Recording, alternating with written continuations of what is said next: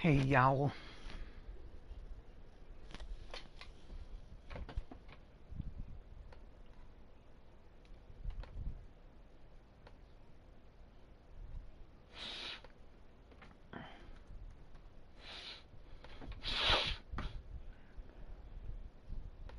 Can't believe you think you know some people and they turn on you.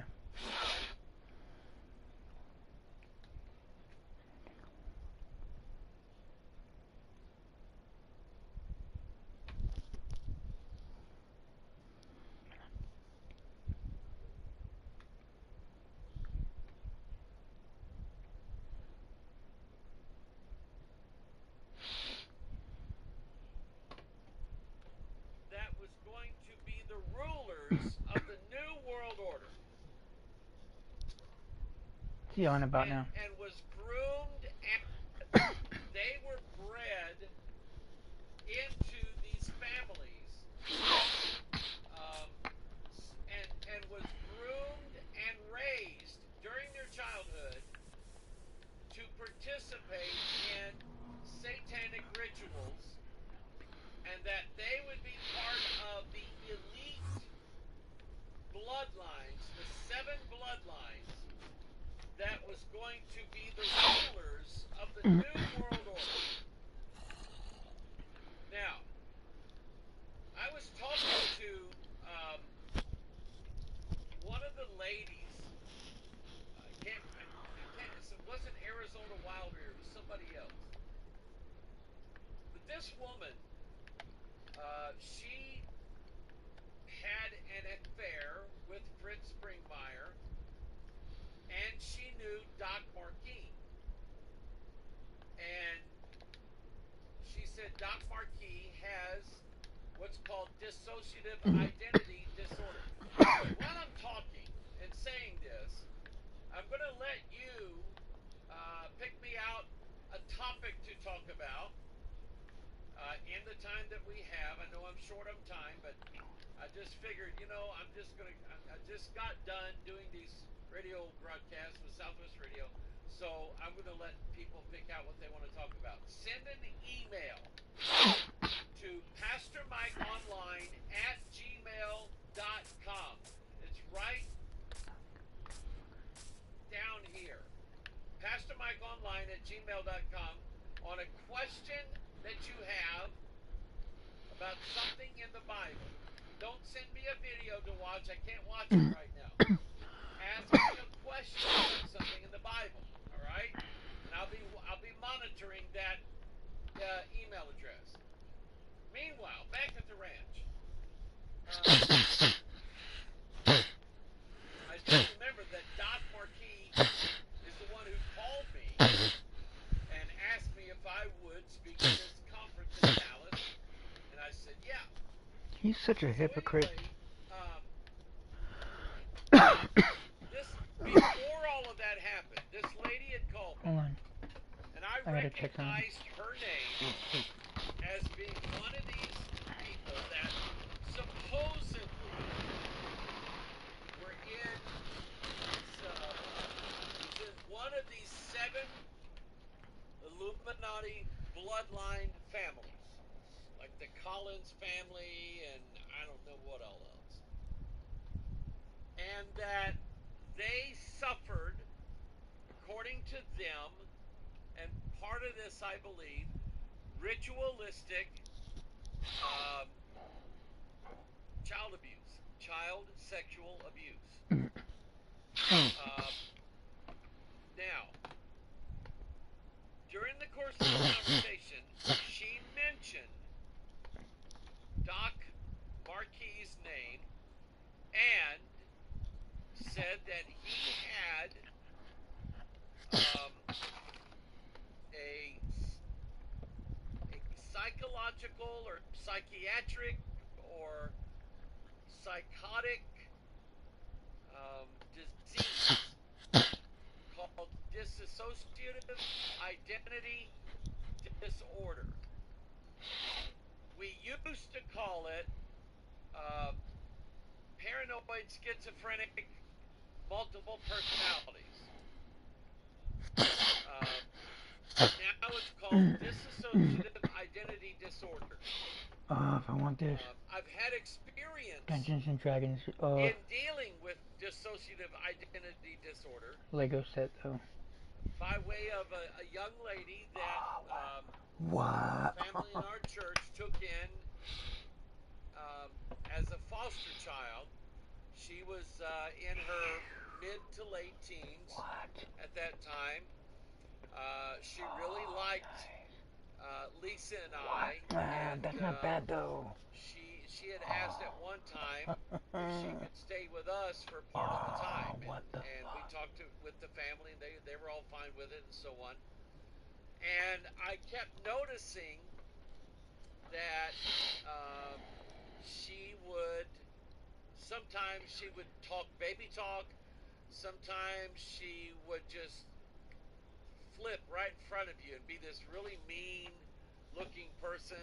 Uh, one of her personality, we didn't know that she had DID at the time, but one of her personalities was a woman that could lie and beat any lie detector test. And so, What?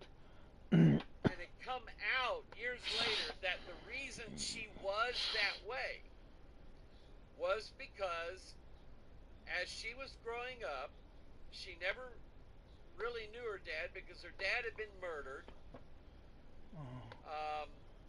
Her mom, The fuck is this? $149 for? her own mother, and any man that her mother brought into the house, they didn't have a problem at all in including their 3 children, one of which, was part of our church. Didn't have a problem at all involving one or all of the children in their dirty deeds. And this went on who knows how long, till I think finally the mom died of that her mother brought into the house. Her own mother and any man that her mother brought into the house. They didn't have a problem at all in including their 3 children, one of which, was part of our church. Didn't have a problem at all involving one or all of the children in their dirty deeds. And this went on who knows how long, till I think finally the mom died of a drug overdose or something like that. She had a horrible, horrible childhood. And there was a time she was staying with another pastor and his wife that I knew, and it became apparent that she was having some serious problems. They had her checked into a psych ward down south of us, and this is what all came about, that she had dissociative identity disorder. And so I had some experience with that, and I knew that the person would go from one personality right into another, and Hold on, Grove. that one of the personalities, as I said, is a very gifted liar, and will basically lie to do everything it could not to be exposed and found out for what was going on. So anyway, this woman told me that Doc Marquis had dissociative identity disorder, as well as her, and she said Fritz Springmeier has it, Arizona Wilder has it, a lot of us Illuminati children have it. Now, are starting to make sense with me Mm, because I looked into Jordan Fritz Cass. Springmeyer a little bit. I've been okay. I'm wondering if he does have some sort of information that could be used as being true information about the workings of a clandestine group called the Illuminati. But the more I looked into him, the less I liked him. They threw him in prison. And of course, when he got out of prison, he said, that was all the Illuminati. They were trying to get rid of me. They were trying to have me killed in prison. They wanted me locked up in prison because I'm exposing them. Well, what happened was he got involved. I think he was in Northern California or Oregon, one of the two, or Washington State, anywhere in the Pacific Northwest. He was up there, and he had joined a militia group, a paramilitary militia group up in that area that, they all say that the government's evil and we need to overthrow it and, we're going to just take over and we're going to let what's right and true run America. And I'm hoping Yeah, that's it's what I never want. one of those groups. Because what they did was they needed money. This organization that Springmeyer was a part of needed money, and they figured that banks have money that they need, and banks are evil, right? Banks are evil, so they don't think anything's wrong with what they're doing. Dude, I They think they set it are. up to where they were going to rob a couple of banks while all of the law enforcement in the area was on one end of town. They would be on the other end robbing banks.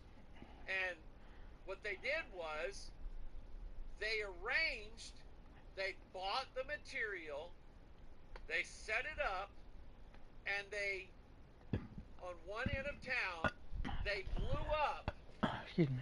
an adult bookstore there. Well, that got all of the law enforcement, first responders, everybody's over there dealing with this bombing of this adult bookstore. Meanwhile, the other group is over here What? robbing the bank to get money Phantom because they Menace, need guns. Brickheads, They oh, need, Anakin, they oh, needed daily support to, fucking because they've got a big compound and they're oh, training what? guys and all this stuff going on. So they got the money. Well, Cool. the police started doing the investigation and they traced it down to this particular group, and they actually got Hold on, individual guys. names. Probably because they had somebody embedded. The FBI probably had somebody embedded inside that group. So anyway, Fritz Springmeyer was one of the guys that was involved in that. And he went to trial. They found him guilty, and they put him in prison. And again, he's claiming that it was trumped up charges. He didn't do anything wrong, and they just got him in there to shut him up. That's what they did. Folks, those are called delusions of grandeur. I love that Where word. you elevate yourself and the Fucking love things that. that you do as being Good. very, very important, and that's why everybody hates me. Yeah. So anyway, that's just a little bit about this Illuminati thing. Doc Marquis has DID, and this lady that's on the phone with me tells me, folks, those are called delusions of grandeur, where you elevate yourself and the things that you do as being very, very important, and that's why everybody hates me. Yeah, that's it. So anyway, that's just a little bit about this Illuminati thing. Doc Marquis has DID, and this lady that's on the phone with me tells me that personalities is a homosexual. And I went, okay. And so we talked a little bit longer, and that was it. Um, so a few months later, we get invited to speak at a prophecy conference down in Branson, Missouri. And I'm going, great. I love Branson. It's a good vacation spot. A lot of stuff to do there. And we go down there, and of course, we've got our table, and we've got all these DVDs stacked up there. We're just giving them away like crazy. I mean, we gave away thousands of DVDs. We were the only speaker there, the only ministry represented there that wasn't selling anything. And so our table was full all the time. I go into the conference hall lobby at this hotel in Branson, and there's Doc.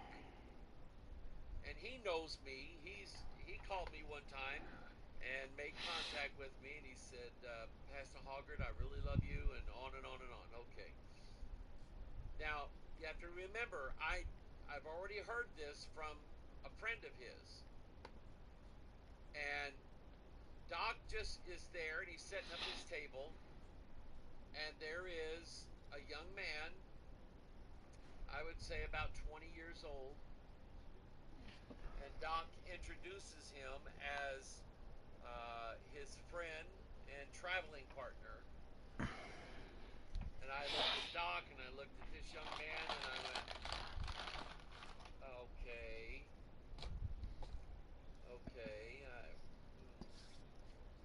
I kind of get it.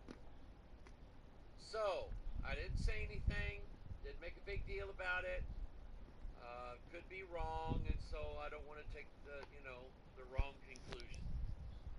So then, Doc invites me, is part of inviting me to go to this conference in Dallas, Texas. And in You have to take Dallas, your own there was conclusion with what I several wrote. speakers. Me, Doc was Come there. on now. Let's see here. It's ignorant. Tom Horn was there. Not Noah being fair. Hutchings and several of the guys from Southwest Radio, they were there as well. I think one of them was the keynote speaker. Rob Skiba was there. Some of you might remember him. He got way off one time by jumping onto the Hebrew Roots bandwagon, and then from the Hebrew Roots platform, he jumped right into the flat earth. Mm-hmm. And instead of him teaching anything about the Bible prophecy, Christ is coming back soon, messianic prophecies being fulfilled in front of our eyes, everything he says is related to flat earth. Everything. So, I had already had an interaction with Rob Skiba at a previous Wow. conference. And our interaction did not go well because he hated the King James. And I went on his website and looked at his doctrinal statement. It was horrible what he believed about the Bible. And I questioned him on it. And I even made comments online about him, and I was warning people, don't fall for his teachings. And I showed him from his website what he believed about the Bible, and it was way off base. So anyway, Skiba doesn't like me, and I've made public statements against Rob Skiba, and it's on the King James Bible issue. So before the conference in Dallas, I get a phone call from Doc Marquis, and he said, Pastor Hogwood, I love you so much.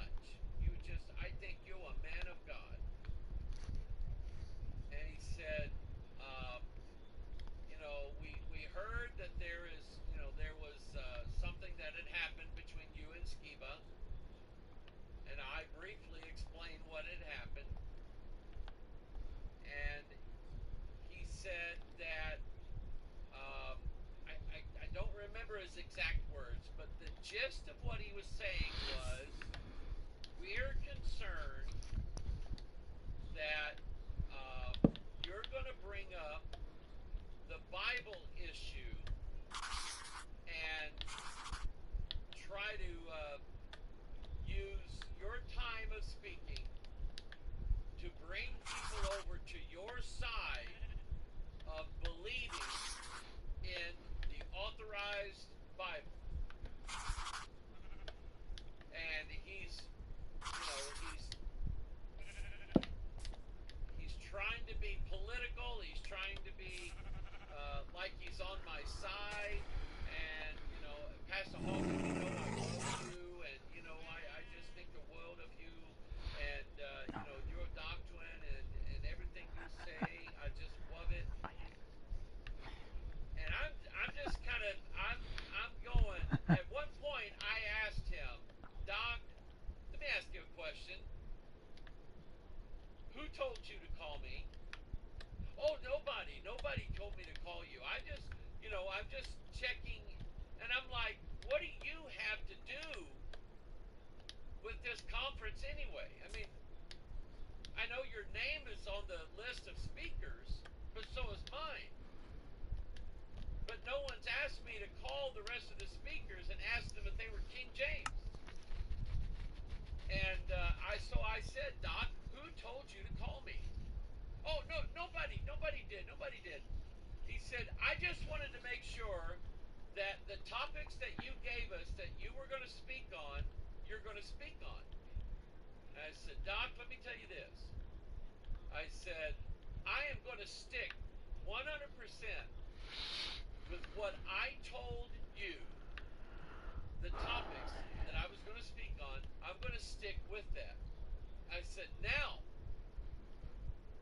it always works out that in the things that I speak of, I am going to mention that I believe that my Bible is perfect, that it's 100% true, that it has no errors in it whatsoever, and that it's the King James Bible.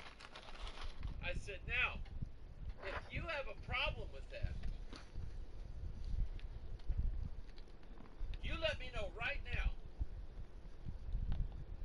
And all I'll do is ask you to reimburse me for the airplane ticket that I got for me and my wife.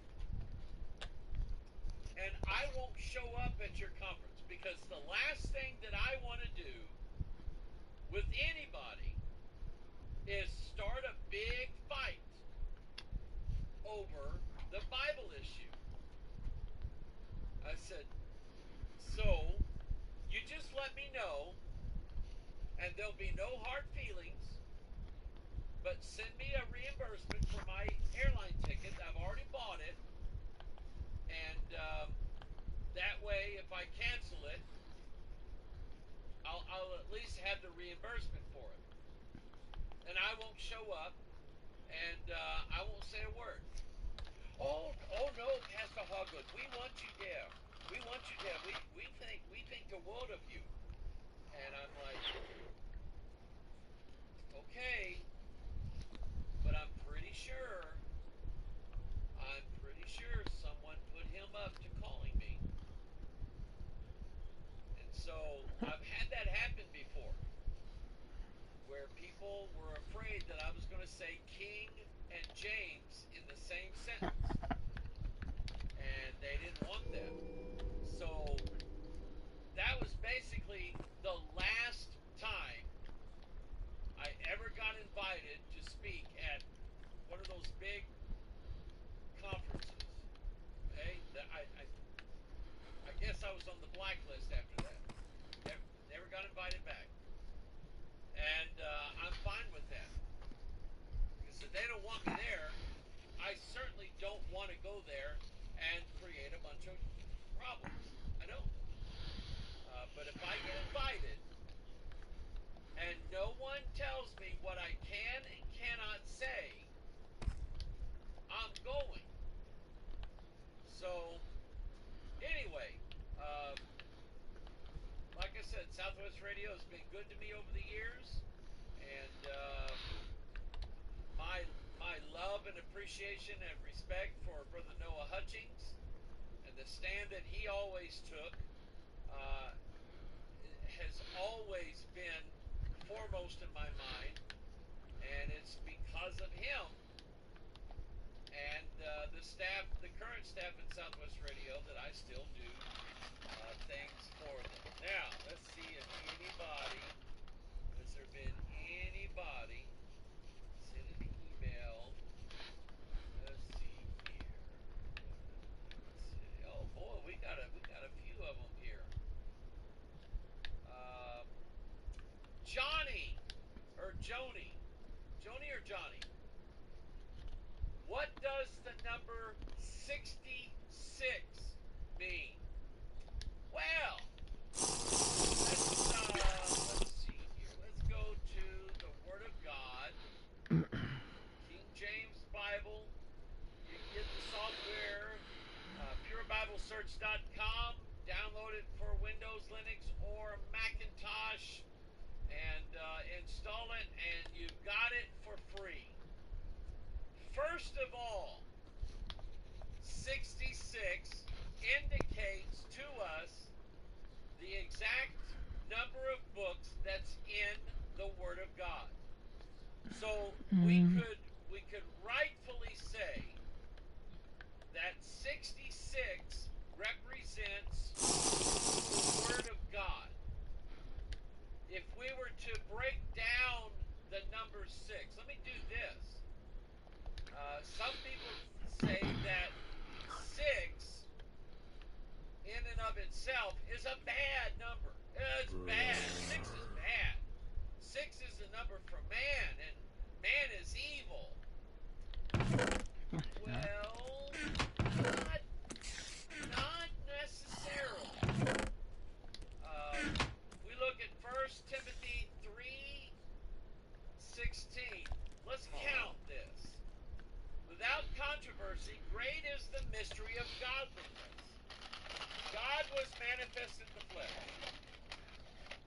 justified in the spirit, seen of angels, preached unto the Gentiles, believed on in the world, received up into glory. So, on this part, if I were to sort of connect the Bible into this same thing as well, where it says God was manifest in the flesh, I can show you from John, the Gospel of John,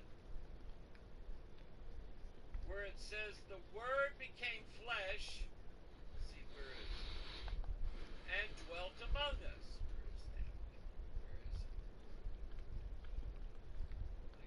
Darkness, spirit of light. He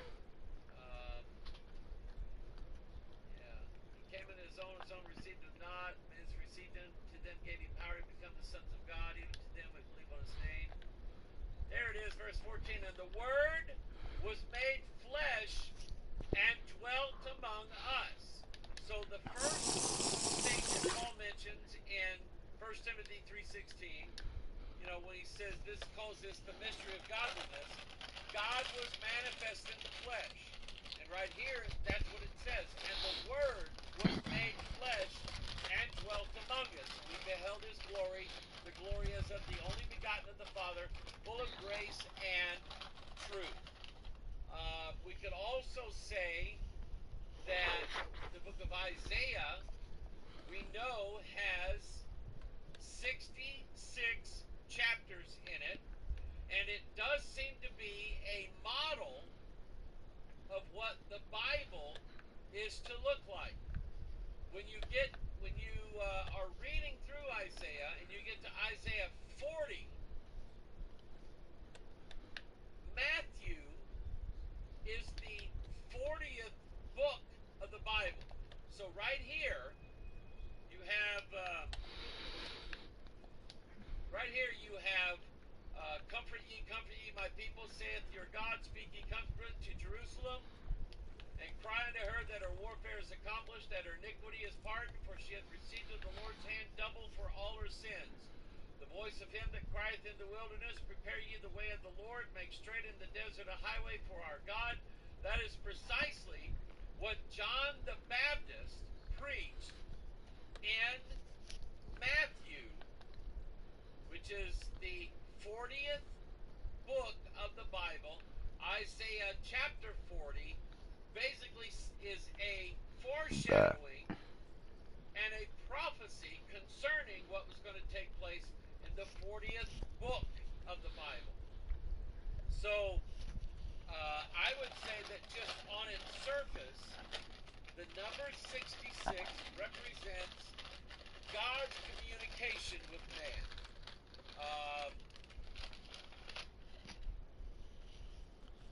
Think of it like this. Remember some of the things I've showed you. The mouth, inside my mouth, I have 32 teeth and one tongue. That's 33. So if I have two witnesses of the same thing, 32 teeth, one tongue, if this guy here represents 33 and the guy next to him represents 33, and I add their witnesses together, I got 66.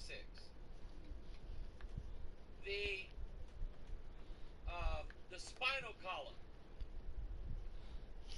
My spine, I have 33 bones. Out of almost all of those bones, I have a nerve bundle that comes out the left, a nerve bundle that comes out the right. So I have 33 bones, or 33 sets of nerve bundles, one coming to the left, the other going to the right.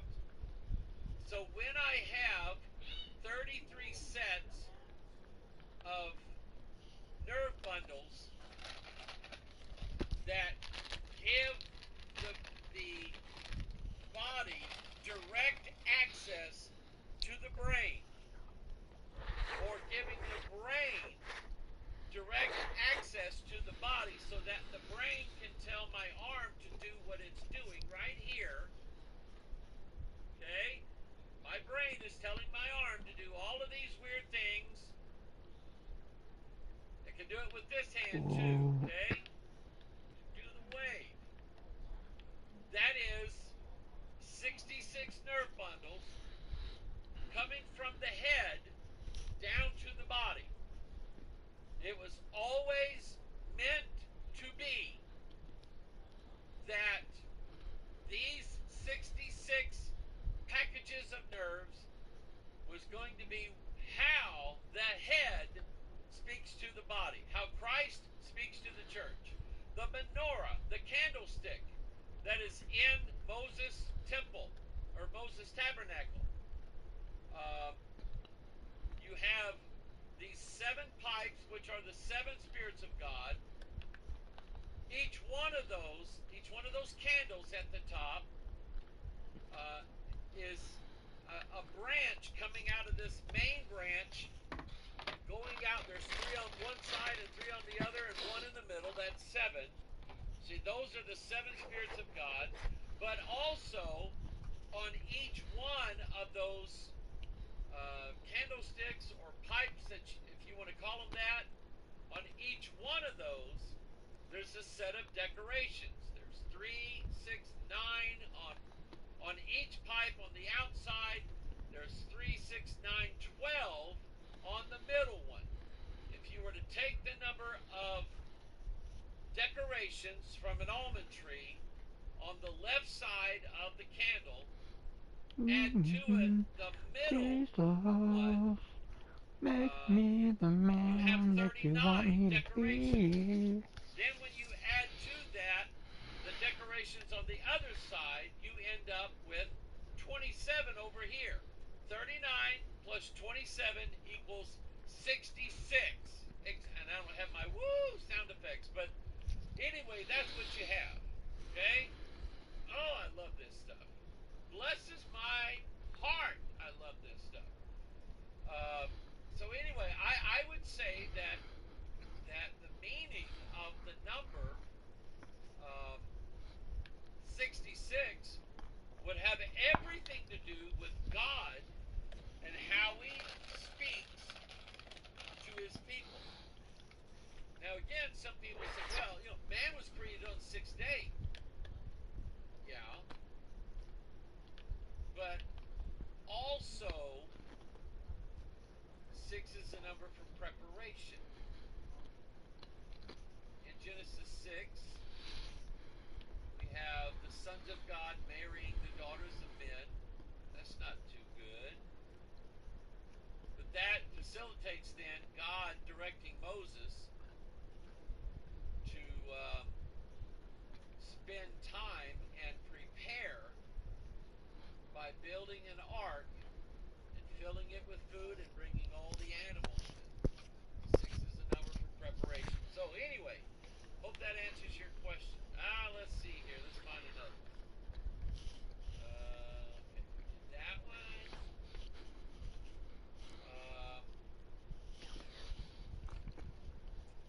Oh, Steve. How you doing, Steve? PM. Would you, what stands for Post Meridian? PM, would you please explain why we, as Christians, still follow the Resurrection Sunday the same day as Easter and not according to the Jewish calendar? May have mentioned this in the past, but I forget. Thanks. Steve, your buddy. All right. First of all, what I'm not going to do is I'm not going to promote to somebody who they honestly believe that God has convicted them to not have anything to do with Easter or Christmas observation. They don't observe Christmas. They don't observe Easter. What I'm not going to do is defile your conscience, tell you how wrong you are, tell you to get with the program, and things like that. I'm not going to do that. Okay? You have a right. We have to look into the perfect law of God. And what I'm going to, the biggest thing that I'm going to say is that there is no commandment anywhere in the scripture that commands you to have an observance of the birth of Christ, which I look at it like this. The birth of Christ is his first coming. Okay? It's what initiates Christ's first coming. The death of Christ is what some would say they are observing when it comes to this whole Easter thing or Resurrection Sunday. Okay? So I would not defile your conscience and say that you have to, there's some law in the Bible and yet you have to observe Easter and you have to observe Christmas. I would never tell anybody that. Nor would I ever tell anyone that they are not allowed to have any observance whatsoever of the first coming of Christ, his birth, nor would I ever condemn anyone for having an observance of Christ's crucifixion coupled with a celebration of his resurrection. Okay? I would never do that. Since there is no commandment in the scriptures either way, and there's not. There is no scripture that forbids anyone from commemorating Christ's birth. After all,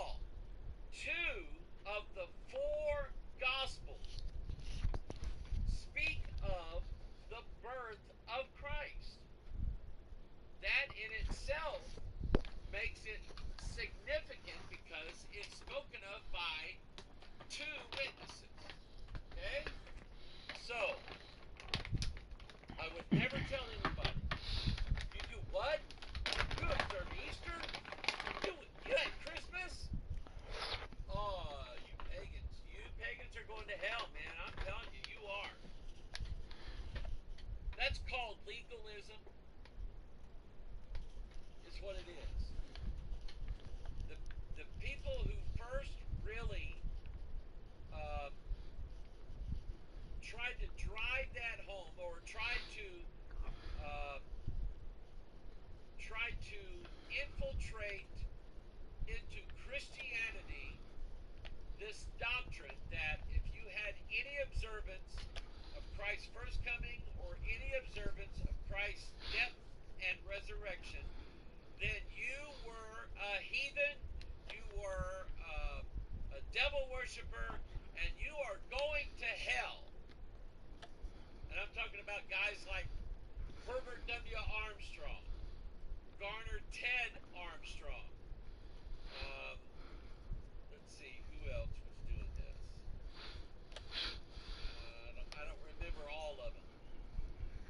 But these guys were coming out with Easter's pagan, Christmas is pagan, and God told us don't do what pagans do. Well, pagans also eat pancakes. Does that mean that I can't eat pancakes? No, it doesn't mean that. Now, having said that, I will say this. On Easter Sunday, we had a really good-sized crowd at our church. Pretty good number. And I didn't really think of it until afterward. Okay? But anyway,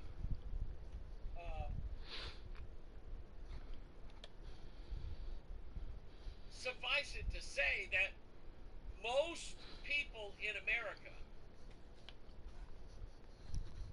understand and know that even though it's not a holiday where that because it falls on Sunday, you don't have to give everybody a day off.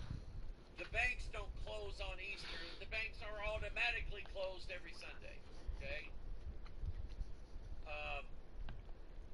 Because of what everybody in the country knows, that there is an Easter coming and it's going to be on such and such a date. The date changes every year, and I don't want to get into that.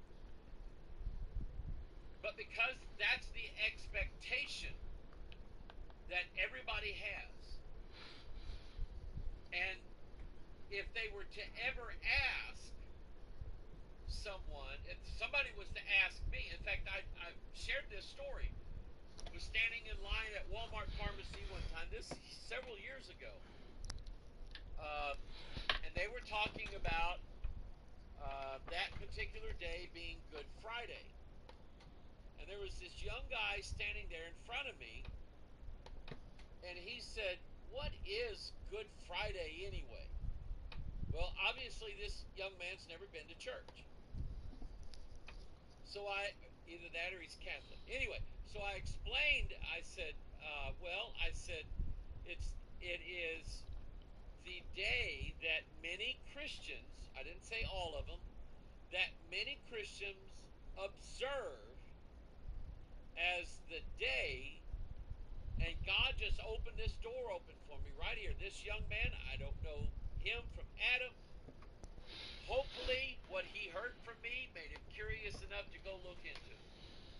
But it's the day that they mark and celebrate as the day that Christ died on the cross and bringing an atonement for man's sins. And I said, then Easter Sunday is the Sunday that most Christians observe and celebrate as the day that Jesus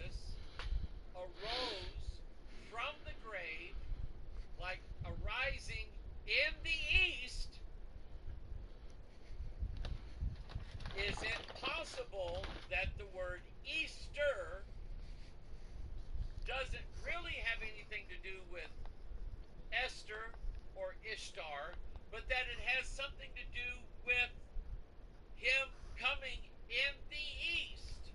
Yeah, that's what I think. Something to think about. Oh wow. So I was able to explain to this young man the death, the burial, and the resurrection of Jesus Christ. You know what that's called? The gospel. Okay? And so he said, oh, okay, yeah, that kind of makes sense.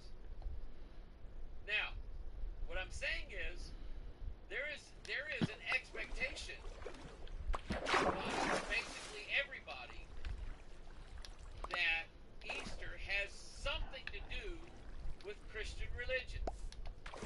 Not the bunnies and not the eggs and not all that stuff that people do, but that the observance of the resurrection of Jesus Christ, on a Sunday, during the Sunday service, there is that expectation. Now, I've got all these people in my church that don't normally come. What am I supposed to do? Tell them, excuse me, everybody, if you're here because it's Easter, I'm going to ask you to leave because we don't do that. I'm not going to do that. Are you kidding me? I don't care what brought them in. I've got them in the church. And you go back and you listen to every Easter or resurrection service that we've had since we started streaming. You will always hear me preach the gospel of Jesus Christ. And in times past, I knew for a fact there was at least one person there in those services that I was preaching right to. So far, he's never gotten saved. But I preached right to him every time. He didn't come this last Sunday. So that's the Christmas part, or the Easter part. Now, and again, you're going to be hard pressed to find me on any given quote unquote Easter Sunday. You're going to be hard pressed to find or hear me saying, Happy Easter to everybody. Join us on Easter Sunday. No, I call it Resurrection Sunday. What does it commemorate? What does it mark? It marks the first day of the week when Mary and Martha went to the tomb. They found the tomb empty. Okay? And that's how I say it. That's how I represent it. Now, if you can, and I know that I don't believe Steve or any others is accusing me of false doctrine or heresy or anything like that. But if I take that whole service and I use it as an opportunity to teach about Christ's death, what his death represented, why should there be blood there, and all of the things that pertain to that particular Sunday, Resurrection Sunday, I take that opportunity, that morning services, Sunday school and the morning worship service, to teach and to preach Jesus Christ and Him alone. His death, His burial, His resurrection. Why? Because there is an expectation, even from most lost people. Well, what? I thought this was Easter. And you're saying you don't do that? I don't make sense. That's just what I do. Christmas, same way. I don't preach on how happy everybody's going to be when they get to open their presents. I don't preach about how Santa Claus is a positive image. I don't do that. I talk about what's called the Advent, the first Advent of Jesus Christ. Now, there's going to be a second Advent. He's coming again. But to have that opportunity, especially when Christmas falls on a Sunday, to have that opportunity to preach and teach the first coming of Christ, and how the angels announced his coming and worshiped him, and how the shepherds was sent by the angels to see the baby Jesus, see those things which came to pass, and the symbolism of him being in a manger, the symbol of him being swaddled in his swaddling clothes, and then the shepherds going out from that place, going all up and down Bethlehem, noising this abroad. They went and told everybody what they had seen, and that they had been visited by angels.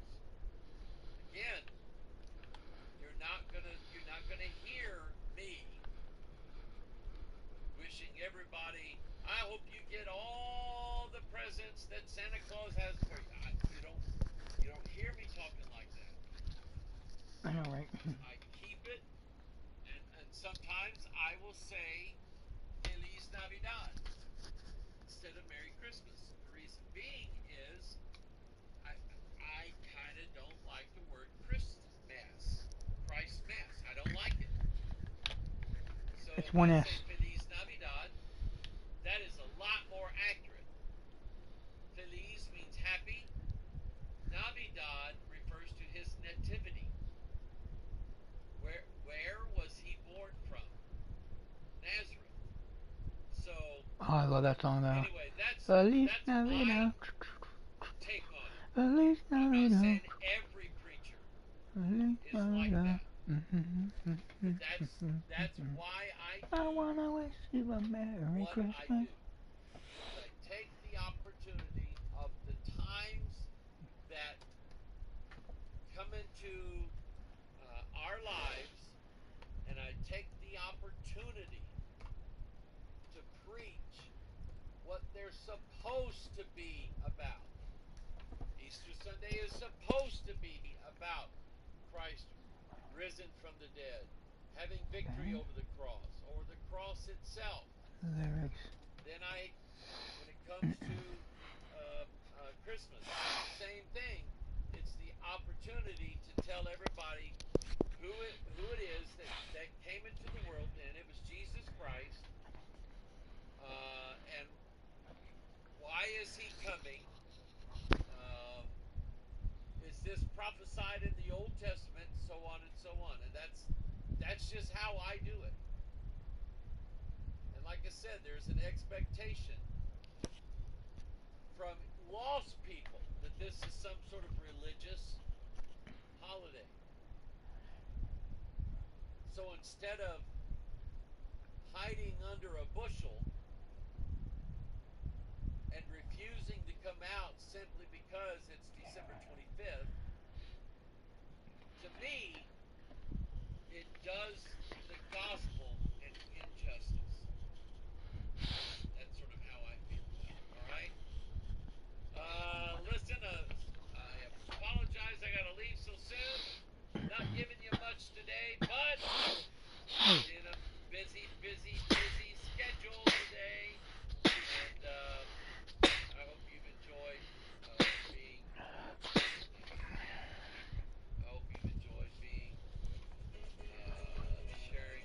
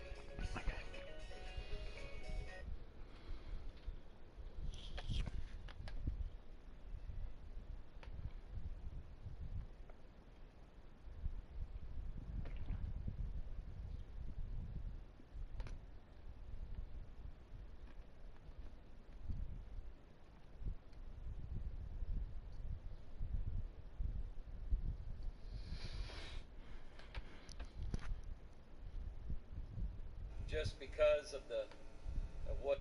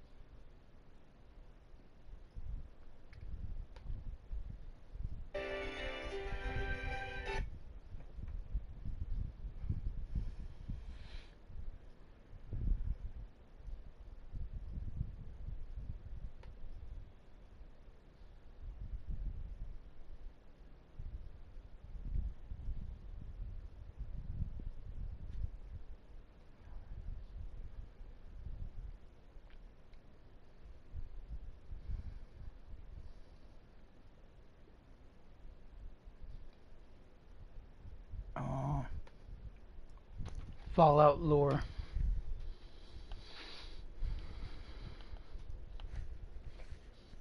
You idiots. Fallout lore.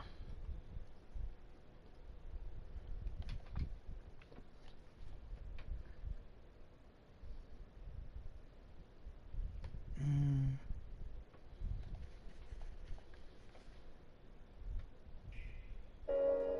Take a deep breath and plunge into a vast ocean with What? discoveries that change with each dive. What? Endless Ocean Luminous. Available May 2nd, 2024. This is my.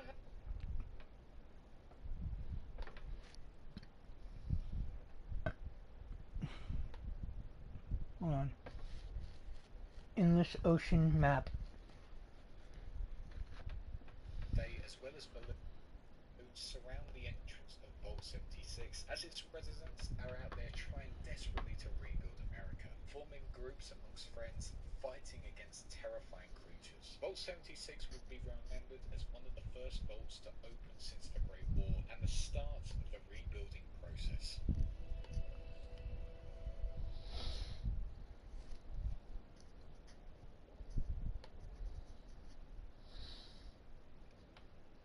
Dude sounds like a Eurogamer.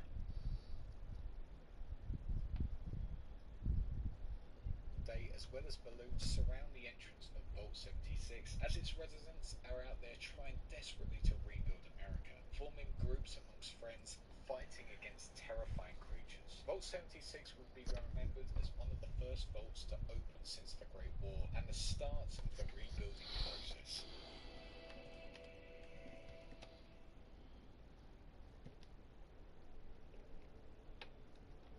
Vault 77 is a bit of a weird yet somewhat terrifying tale of a single man who had been left to himself within the vault. Thinking this was some big joke, Vault-Tec wanted to see how this man behaved, stuck on his own with one thing, a box of hand puppets. As the man searched the box labelled as P13X US government issue puppet ration, he would find an assortment of puppets, however left them thinking they were useless. For the first month this lone vault dweller suffered serious depression due to being on his own, as well as overwhelming panic, believing this to all be a huge mistake. 1 year and 3 months later, after the door was sealed, this vault dweller would eventually open the puppet box again to entertain himself. However, one puppet seemed to be speaking to him, that puppet being a vault boy. At first it seemed fine, and the vault dweller came up with storylines for each of the puppets. However, one day the puppet king was found killed, and the vault boy was saying it was them. They were the ones who killed him. Now that they were both criminals to the other puppets, the vault boy said they should leave the vault that night. Stepping out the vault that next morning, the vault dweller and his vault boy puppet would go on to explore the lands on the back of a fire ant, speaking to another vault dweller who was heavily ghoulified, and tell him his own story. However, as time I'm passed, getting me a the freaking novel of Fallout. threatening the vault dweller, the puppet stated the vault dweller had killed before, not believing their claims the slavers turned their back, and then suddenly the vault dweller and his puppet massacred all of the slavers in the area, spreading a message all over the wasteland: beware the puppet man. Vault 77 is a creepy tale of how one man was driven to beware the puppet man. suddenly the Vault Dweller and Oh, his he said people beware. massacred all of the slavers in the area, spreading a message all over the wasteland: beware the Puppet Man. Vault 77 is a creepy tale of how one man was driven to utter insanity, and because of it, is now a paranoid schizophrenic who will kill anyone in his way, believing he is being told to do it through his puppet Vault Boy.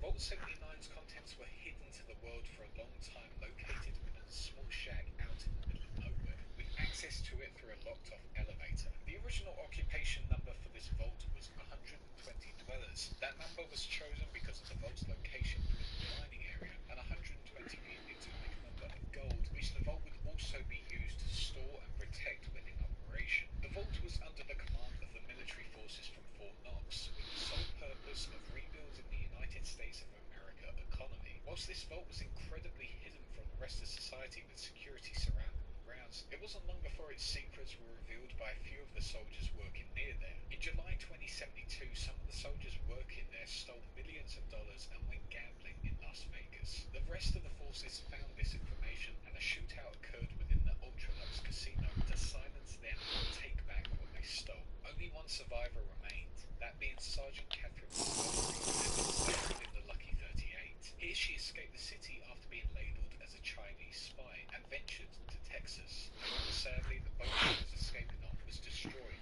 by the US wave.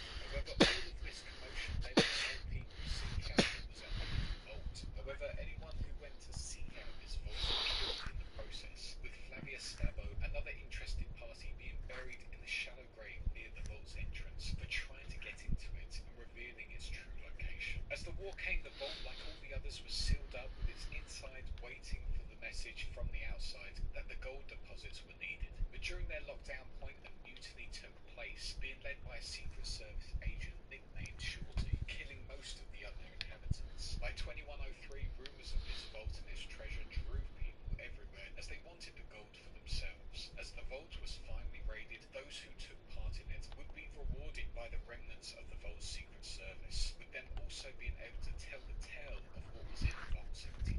This vault was one of the most secret vaults throughout all of America. However, now, the tale of its raid lives throughout Appalachia.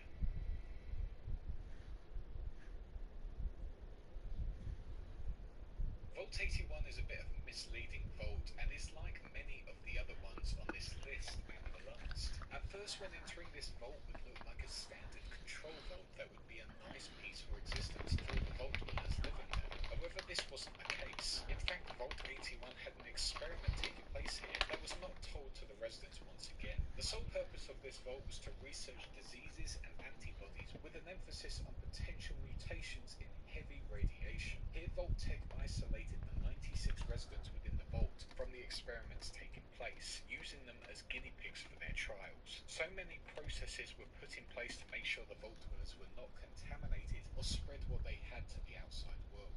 All was set up for Vault Tech to make sure these Bay City experiments Rollers. would go exactly how they planned. However, they made one big mistake. Bay That was City assigning Rollers. Dr. Oliviette as the overseer. Dr. Oliviette disagreed massively with these experiments and went against Vault Tech's ultimate plans, stating that if human trials were to take place, they would blow the whistle on what was truly going on. However, Dr. Oliviette realised if she did blow the whistle, this experiment was far higher than they thought, having financial investors from the federal government, meaning it would be much harder to expose them. As the Great War came, Dr. Oliviette got the call to alert the scientists. However, she refused to do it, to make sure the experiments didn't go ahead. However, there was one problem. 3 more scientists had arrived in the vault asking questions about the vault's drills. These scientists helped the team crack on with their experiments. However, Dr. Oliviette kept an eye on them, making sure they didn't get to the human testing part. As it finally got to that stage of the experiment, Dr. Oliviette disabled all the delivery systems, cutting off the scientists from infecting the vault dwellers. She also sealed off the access point to the secret part of the vault where the scientists were located, making sure they could never go on with their plans, also killing the 3 outsider scientists in the process. Dr. Oliviette was regretful of what she had done, however knew that the scientists on the other side would have enough food and water to survive. The scientists, however, continued with their research and used mole rats as their main source of testing. As time went past, the scientists would eventually die of old age, and the sole responsibility of the tests and the cure would fly in the hands of the Miss Nanny robot named Curie. By 2204, Curie had created the cure, meaning the Vault's true goal had been achieved. At the same time, Curie became self-aware and patiently waited within the Vault, hoping that she would get a response from the Vault's security or get a new order for her to leave the Vault and begin a new line of research. By 2277, the rest of the Vault dwellers could not isolate themselves any longer, and Overseer McNamara opened the door.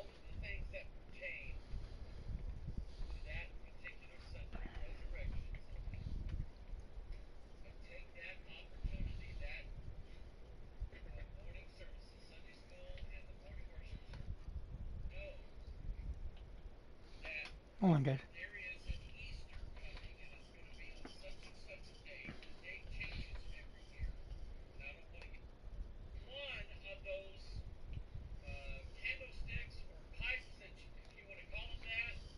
On each one of those, there's a set of decorations. There's 3, 6, 9 on each pipe on the outside. There's 3, 6, 9, 12. The middle one.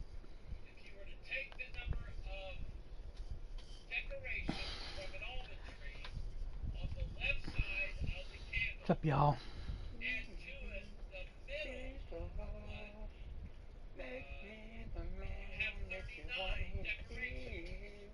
Then when you add to that the decorations on the other side, 27 equals 66. And I don't have my woo sound effects, but I'm trying to find the. anyway, that's what you have. Okay? Oh, I love this stuff. Blesses my heart. I love this stuff. So anyway, I would say that the meaning of the number 66 would have everything to do with God and how He speaks to His people. Now again, some people say, well, man was created on the sixth day. Yeah. But also, 6 is a number for preparation. In Genesis 6, we have the sons of God marrying the daughters of men. That's not too good. But that facilitates then God directing Moses to Trying to find the part where I'm like, I like this. I think I'll use this one. by building an ark and filling it with food and bringing all the animals. 6 is a number of preparation. So anyway, hope that answers your question. Let's see here. Number for preparation. So anyway, bringing all the animals. Number for preparation. So anyway, hope that answers your question. Let's see here. That one.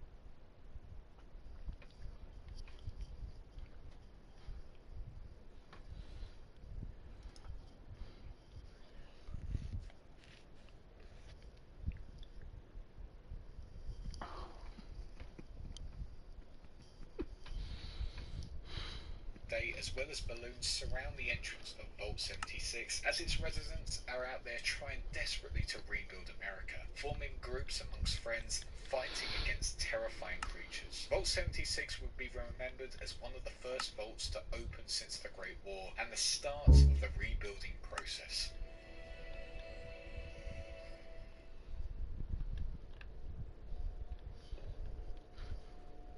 Vault 77 is a bit of a weird yet somewhat terrifying tale of a single man who had been left to himself within the vault. Thinking this was the thing, a box of Teg wanted to see how this man behaved, stuck on his own with one thing, a box of hand puppets. As the man searched the box labelled as P13X US government issued puppet ration, he would find an assortment of puppets, however left them thinking they were useless. For the first month this lone vault dweller suffered serious depression due to being on his own, as well as overwhelming panic, believing this to all be a huge mistake. 1 year and 3 months later, after the door was sealed, this vault dweller would eventually open the puppet box again to entertain himself. However, one puppet seemed to be speaking to him, that puppet being a vault boy. At first it seemed fine, and the vault dweller came up with storylines for each of the puppets. However, one day the Puppet King was found killed, and the vault boy was saying it was them. They were the ones who killed him. Now that they were both criminals to the other puppets, the vault boy said they should leave the vault that night. Stepping out the vault that next morning, the vault dweller and his vault boy puppet would go on to explore the lands on the back of the fire end, speaking to another vault dweller who was heavily mortified, and tell him his own story. However, as time passed, the two reports were tied up by a group of slavers. Threatening the vault dweller, the puppet stated the vault dweller had killed before. Not believing their claims, the slavers turned their back, and then suddenly the vault dweller and his puppet massacred all of the slavers in the area, spreading a message all over the wasteland: beware the puppet man. Vault 77 is a creepy tale of how one man was driven to utter insanity, and because of it is now a paranoid schizophrenic who will kill anyone in his way, believing he is being told to do it through his puppet vault boy.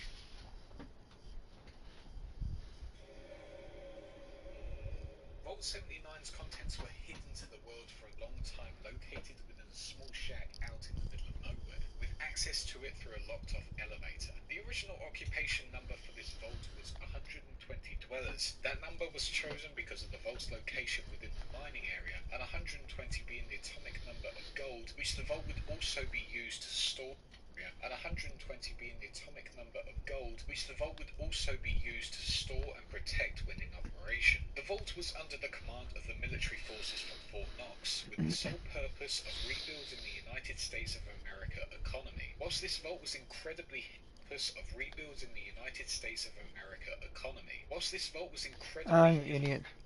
The vault was under the command of the military forces from Fort Knox, with the sole purpose of rebuilding the United States of America economy. Whilst this vault was incredibly hidden from the rest of society with security surrounding the grounds, it wasn't long before its secrets were revealed by a few of the soldiers working near there. In July 2072, some of the soldiers working there stole millions of dollars and went gambling in Las Vegas. The rest of the forces found this information, and a shootout occurred within the Ultralux casino to silence them and take back what they stole. Only one survivor remained, that being Sergeant Catherine Montgomery, who had been staying within the Lucky 38. Here she escaped the city after being labelled as a Chinese spy and ventured to Texas. However, sadly, the boat she was escaping on was destroyed by the USS Wade. However, all of this commotion led to more people seek out what was at the hidden vault. However, anyone who went to seek out this vault were killed in the process, with Flavia Stabbo, another interested party, being buried in a shallow grave near the vault's entrance for trying to get into it and revealing its true location. As the war came, the vault, like all the others, was sealed up, with its inside waiting for the message from the outside that the gold deposits were needed. But during their lockdown point, a mutiny took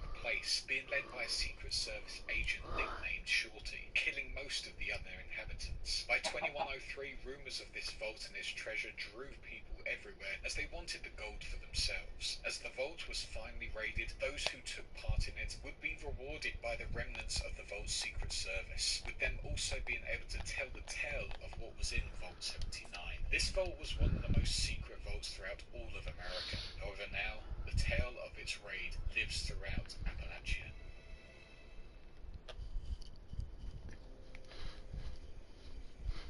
Vault 81 is a bit of a misleading vault and is like many of the other ones on this list and the last. At first, when entering this vault would look like a standard control vault that would be a nice peaceful existence for the vault dwellers living there. However, this wasn't the case. In fact, Vault 81 had an experiment taking place here that was not told to the residents once again. The sole purpose of this vault was to research diseases and antibodies with an emphasis on potential mutations in heavy radiation. Here, Vault Tech isolated the 96 residents within the vault from the experiments taking place, using them as guinea pigs for their trials. So many processes were put in place to make sure the vault dwellers were not contaminated or spread what they had to the outside world. All was set up for Vault Tech to make sure these experiments would go exactly how they planned. However, they made one big mistake. That was assigning Dr. Oliviette as the overseer. Dr. Oliviette disagreed massively with these experiments and went against Vault Tech's ultimate plans, stating that if human trials were to take place, they would blow the whistle on what was truly going on. However, Dr. Oliviette realized if she did blow the whistle, this experiment was far higher than they thought, having financial investors from the federal government, meaning it would be much harder to expose them. As the Great War came, Dr. Oliviette got the call to alert the scientists. However, she refused to do it, to make sure the experiments didn't go ahead.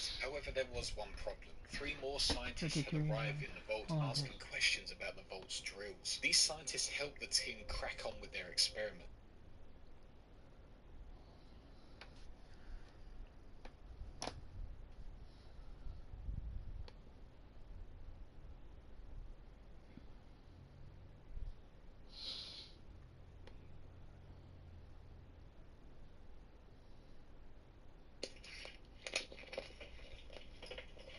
Mom, what'd you say?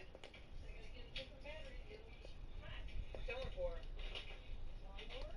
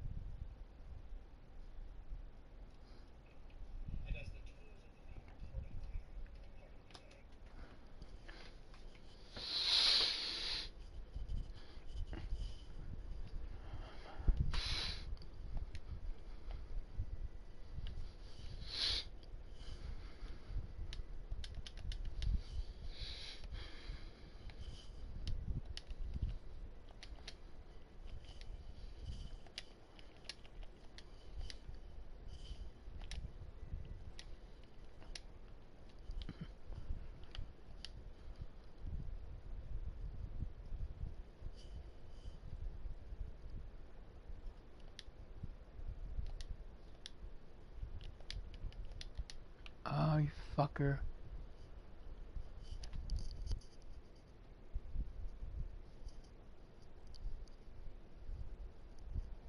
It's raining. Yeah, yeah.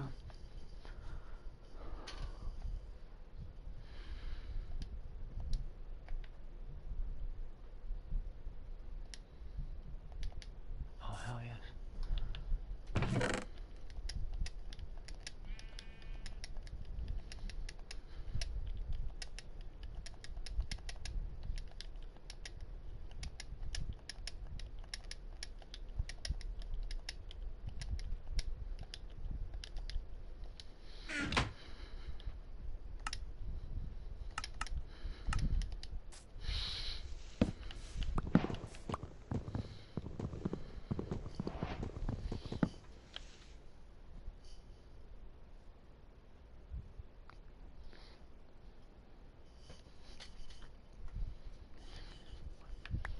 As well as balloons surround the entrance of Vault 76, as its residents are out there trying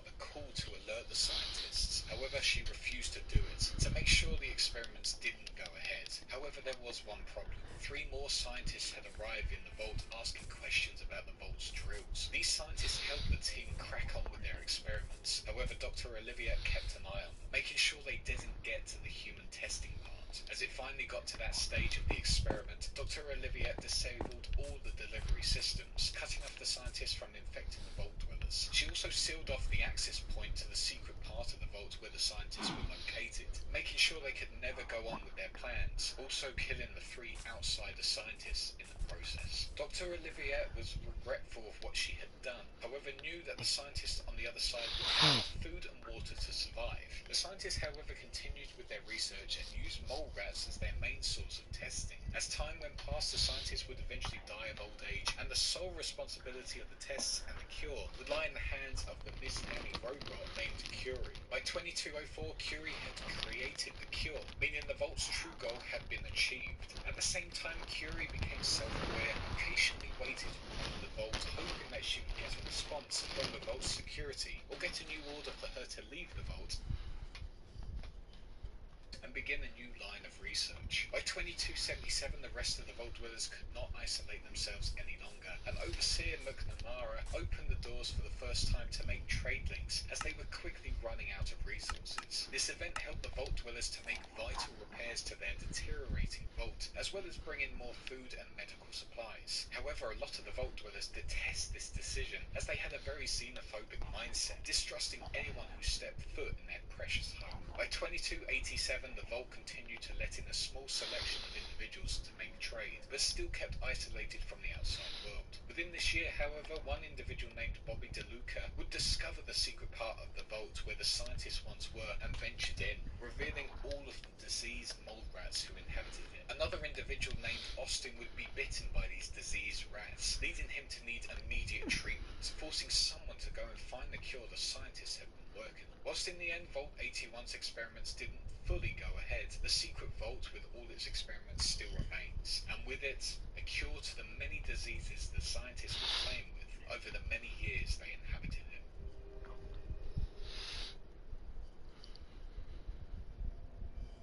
Vault 87 is one of the most significant vaults throughout all of America and had a huge effect on the wasteland. Vault 87 was made in 2071, powered by the state-of-the-art equipment such as Cyberbrain version 2.3, a nuclear reactor, and 4 stasis chambers, as well as housing a Garden of Eden creation kit. The vault did have an original experiment in mind when it was set up. However, as the war waged on, the experiment was changed to study the effects of the forced evolutionary virus on humans. The goal of the scientists was to make a version of the virus that would help create humans that were well adapted to the post-nuclear environment, and would label the experiment as the Evolutionary Experimentation Program. The experiment, however, was a total failure, and only created failed subjects and inferior mutants, now known as the super mutants. For the most part, the scientists were safe and operations continued as followed. However, as the bombs fell, one fell directly on top of the vault, littering the land with radiation.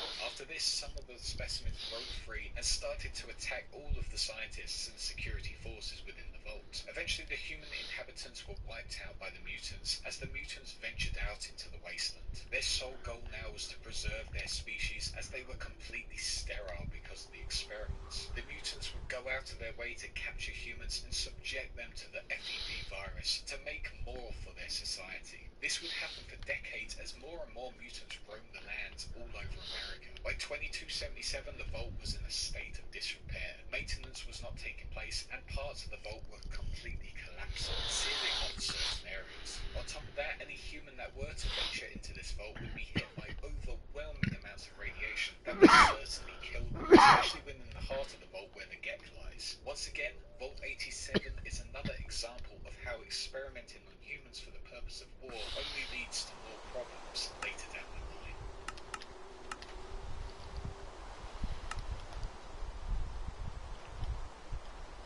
Vault 88 is really unlike any of the other vaults on this list, as it wasn't actually ever finished before the war. As the war took place in 2077, this vault was still under construction near a uranium deposit to make sure there would be a steady supply of nuclear material for the vault's future purposes. When the bombs came, most of the workers located here were killed or heavily mutated in the process, as the vault wasn't fully functional and could not provide them with adequate protection. After being hit by the nuclear bombs, the entrance was also completely covered by rubble, meaning that for years its existence was completely hidden, leading some to believe that Vault 88 never existed at all. Eventually it was discovered thanks to some curious raiders as they removed the rubble and tried to gain access through the door. Amazingly, the overseer Valerie Barstow had survived after 200 years, though heavily ghoulified. As the raiders tried desperately to get in, Overseer Valerie kept the doors sealed, stating they could not enter as she needed to keep the vault safe so it could one day focus on its experiments. Ultimately, Dr. Stanislaus Braun wanted Vault 88 to be a testing vault for unreleased prototypes of all forms. They would be tested within Vault 88 on the inhabitants and then moved on to other vaults around the country. The testing of these prototypes would also be under the rules that human lives were expendable and that getting these prototypes out fast was more important. With the vault not being completed before the war, the vault now lies empty, ready to be turned into that vault that was meant to be built before the bombs fell. Whoever were to enter Vault 88 would be given the opportunity to help save Overseer Valerie, who was trapped under the rubble, clear the rubble from all of the access tunnels, clearing out the feral ghouls out in the process as well, and help her to fulfill her role as Overseer and get those prototypes built and tested on unaware individuals who also want to seek out what Vault 88 has to offer, eventually setting up their own community.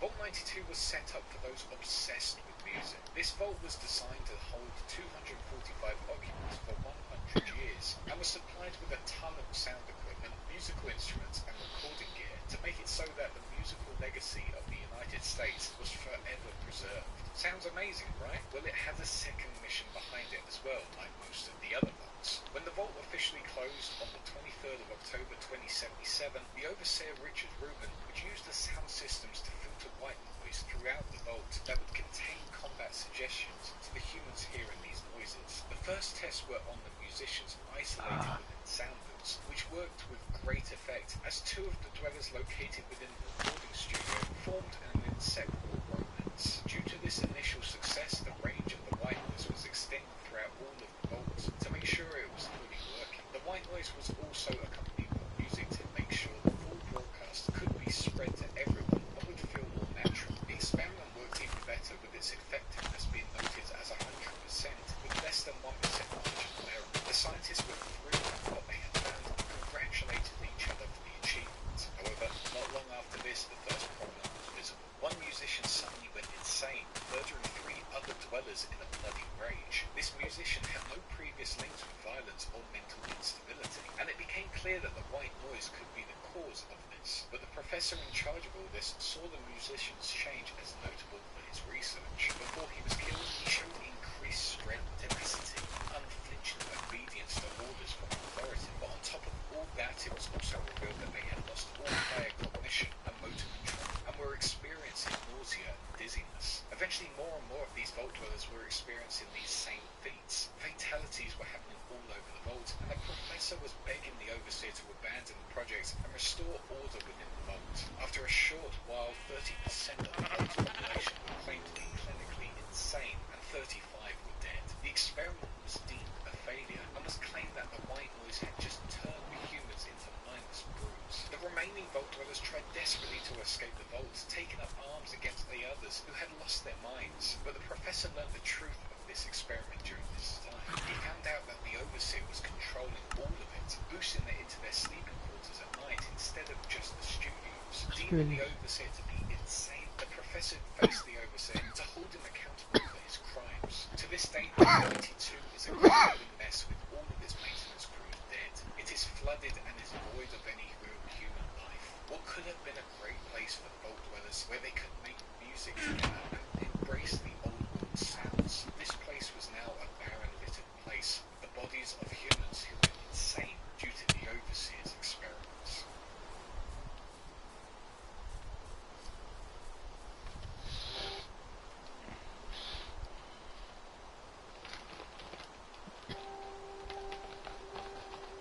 Vault 94 is located out within the mire within Appalachia. This vault had one goal in mind, to allow humanity the opportunity to be free, walk their own path, and be one with nature. Its main principles were that of faith, non-violence, and communal life in harmony with nature. It was was also supplied with a ton of resources to restore the bounty of the earth, in the hope that one day the residents of this vault would rebuild the belief that humanity is naturally good. After just 1 year, the Vault Dwellers of 94, after praying for the victims of the war, opened the vault doors and they ventured out into the wasteland to spread the goodwill of men to all they encountered. However, on exiting, they would be killed and tortured by raiders of Pleasant Valley, with their bodies being propped up as decorations. The raiders would also go on to find that the vault housed a Gek, but they were unaware of what it truly was. Because they didn't know what it did, they would go on to blow it up, deeming it dangerous because of how submissive the Vault Dwellers had been. However, on its destruction, it would blow them in the process, and with the explosion would lead the Gek to go on to create a whole area of the Mere. Ironically, the people of Vault 94 who believed that humanity was good were one of the first group of Vault Dwellers to be killed once emerging back onto the surface. However, they did help create greenery to the wasteland once again, so they did achieve something anyway, even if they didn't technically do it.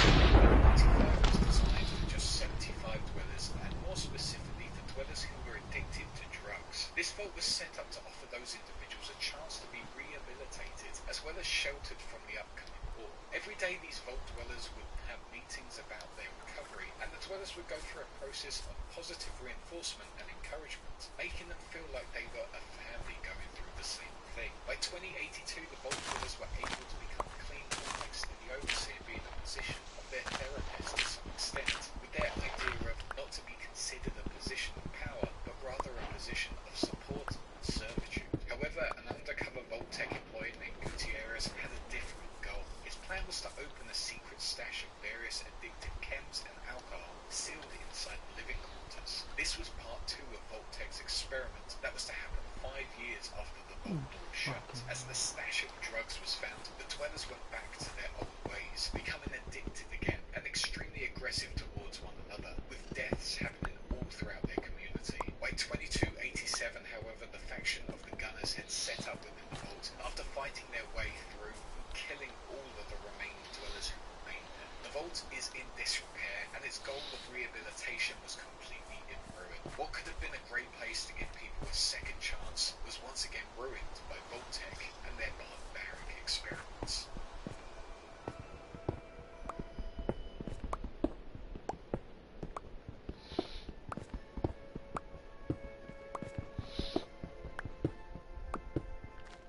This vault was set up to be like an ark, a place of preservation for wildlife and the flora and fauna of the future. The reason for its setup was to make sure the world could be brought back to its original ways of wildlife, and the wasteland could be repopulated by the old world's nature. Within this vault there was to be a large selection of animals and embryos, 10,000 to be precise, that were all stored within cryogenic storage. As the small group of scientists began working, they would monitor the outside world to see its surface conditions and how it affected the wildlife. However, as the war came, their new directive came from Vault-Tec, something that would not go down well with the workers at all. Their new instructions were now to conduct genetic experiments on the fauna and to develop countermeasures for them. Once this was done, they would then have to transfer their findings to an external facility where they would be checked to make sure the workers were hitting their correct weekly quotas made up by the mainframe. The 5 residents were outraged at the Vault-Tec member and overseer Eric DeMarcos, stating that this was far too dangerous to mutate over 10,000 animals with such a small group, and certainly not what they had signed up for. However, despite Eric apologising, he went on to say that if they did not meet their quotas, they would ultimately be exterminated. Whilst this helped the workers to get on with their studies, this also hid another Vault-Tec secret about this vault, that being that after the 250 weeks of work here, regardless of how they did, the residents were to eventually be exterminated, with only the overseer being able to leave the facility. As the weeks passed, the scientists got on with their research and noted all the changes made. But by week 142, the scientists discovered a brand new mutation when they uncovered a new mysterious entity named X001, contained within the bay, only accessed by the automated research system. This new mutation formed from X001 was unlike anything seen before, as it spread from petri dish to petri dish in rapid speed. However, only having a small sample of X001 and being unable to access the rest of it, the scientist working on this mutation, Nina, was unable to hit her weekly quota, meaning she was to be killed. However, during this process, the Overseer had been working for 2 years on an escape plan. He was also prisoner within this vault. Here, Eric created a virus called the Seraph, which was to override the mainframe computer, shutting it down, allowing him to escape the day before the quotas were due. Unfortunately, on the day of their attempted escape, the mainframe activated, superseding Protocol Omega, and killed all the residents of the vault. Whilst the mainframe regained control, the now mutated creatures had now started to escape the vault, causing the main vault door to become broken in the process. In a desperate plea for assistance, the mainframe computer now sends a call all over Appalachia for someone to help resolve the issue. What was once an idyllic vault that could help rebuild the wasteland is now a death trap run by the computer that stopped its residents from escaping by exterminating each and every one, allowing the creatures housed there to escape and roam the post-war land.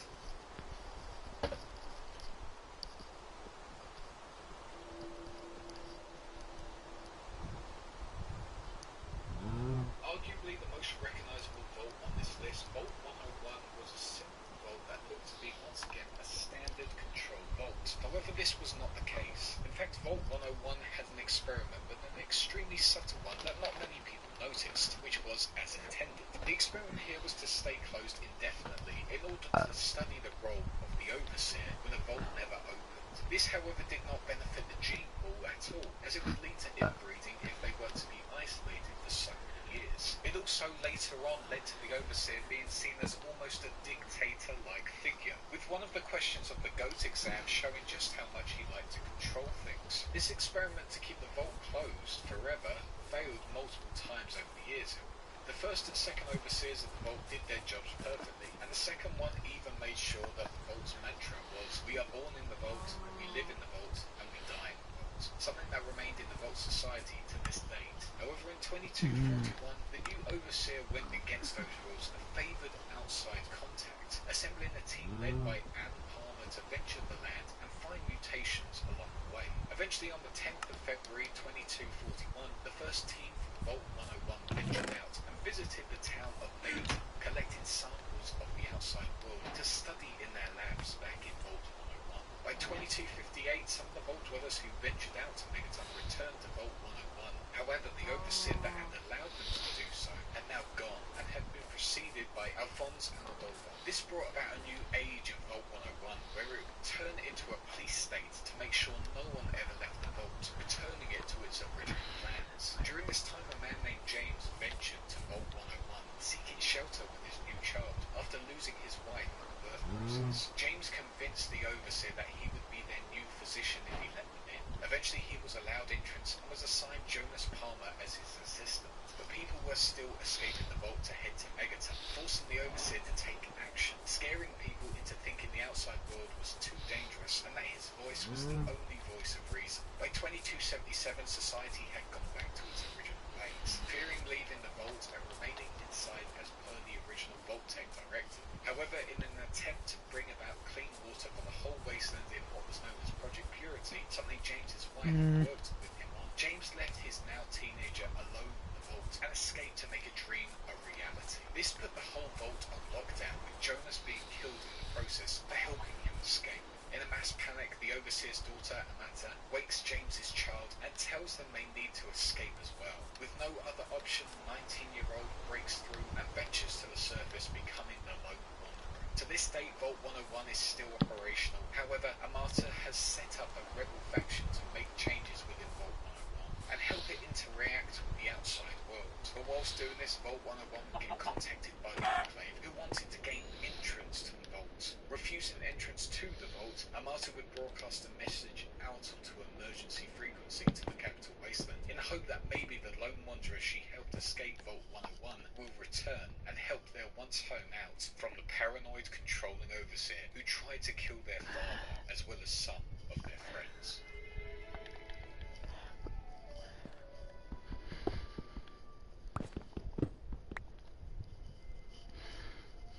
Vault 106 was one of the fastest constructed vaults in the wasteland, being finished in just 5 years in December 2069.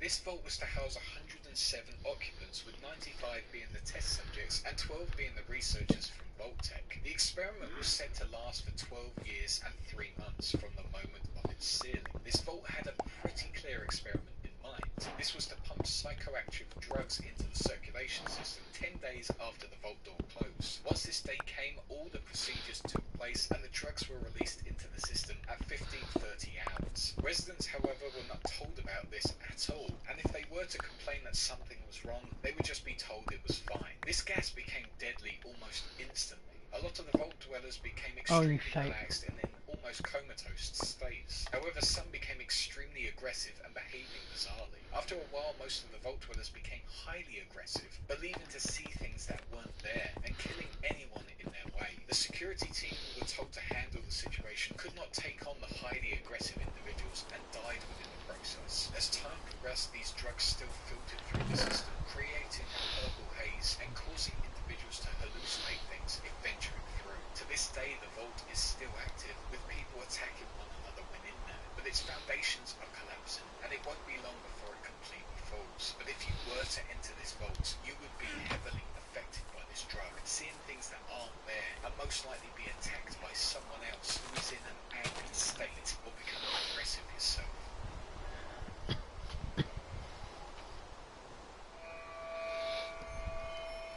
Vault 108 was a much larger vault than the previous ones in the list, housing around 475 occupants with an estimated runtime of 38 years. With this, it also housed one of the largest armories, which was overstocked by triple the amount as the other vaults, to help with its experiment. This vault's main goal was like that of Vault 51's. It was to study conflict for leadership and power amongst its dwellers. With this, the vault was run by Overseer Brody Jones, who had been diagnosed with a rare form of cancer, which was said to kill him within 40 months of the experiment's starting date, meaning this role would soon be up for grabs. The vault's power was also said to turn off and malfunction within just 20 years, despite the residents being locked up for 38 years. Due to these factors, a struggle for power took place and a huge gunfight broke out between the residents. After this brutal vault war, the vault dwellers now faced a huge problem. Their population numbers were extremely low, and to survive they had to come up with a plan to expand their population. Here the vault dwellers decided to start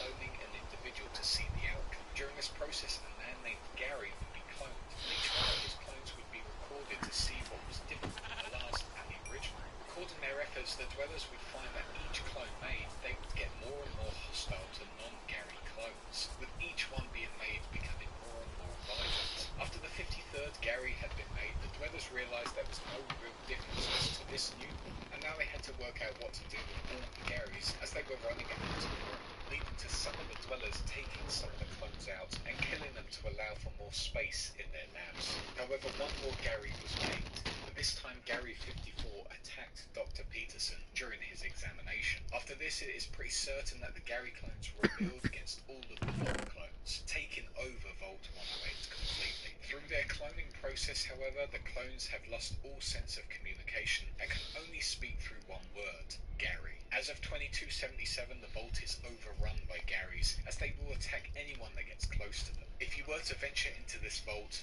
you may find yourself overwhelmed by the same man, and the last word you'll ever hear before you die will be just simply, Gary. Gary. Ugh. That's scary.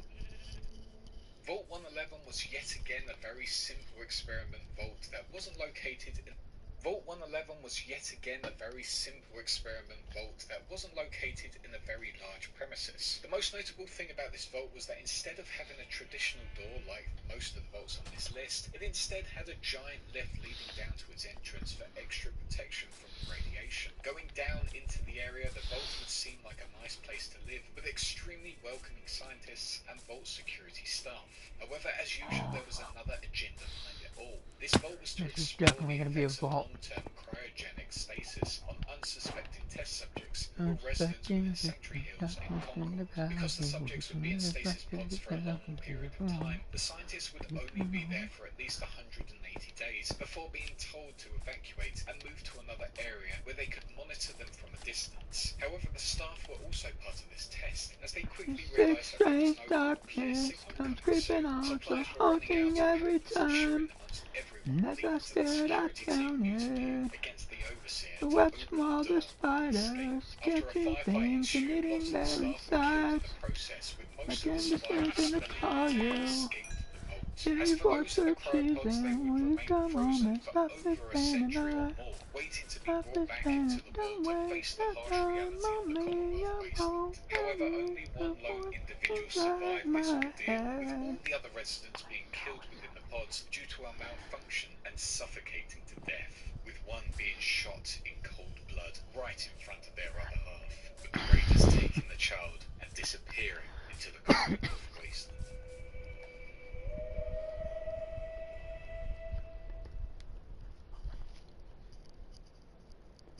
Vault Vault 112 was a pretty horrible vault to be wound up in, as it was run by the insane sadistic scientist known as Stanislaus Groom. This vault was one of the last vaults to be made by Vault-Tec, as it finished construction in 2074. 85 residents were set to live within this vault and would be hooked up to a virtual reality world for the indefinite duration of the vault's experiments. At first, this would be seen as a pretty unique and fun place to live. Having your own personal VR pod, you could immerse yourselves into the utopia set up by Stanislaus Braun to allow you to live a perfect life for pretty much all of your life. However, the problem was Dr. Braun himself. As soon as the residents entered their pods, they were at the mercy of him and his experiments. Dr. Braun would have complete control over their whole world, using them as playdolls to his own sick fantasies, without allowing you to leave at all. This would go on for some time, and when Dr. Braun got bored of that utopia, he would then go on to kill the residents and then set up a new one, forcing these people to a life of torture and to be killed over and over again to satisfy one doctor's needs. Eventually, one of Braun's Vault 112 utopia worlds would be shut down by the Lone Wanderer as they search for their father James. However, Dr. Braun just about lives still within his VR pod, and if anyone were to open it, his body would basically shrink into dust. How I these got this people have map pack. stayed alive I so mean, long I is beyond use the this one miracle, and probably because due to it's their more minds being realistic kept active and the within gold the is pods. real. However, it is a life of torture, We're gonna and make a maybe vault. shutting down Dr. Braun's It's gonna have a utopia lot of worlds gold. would be better for them than living within this hell.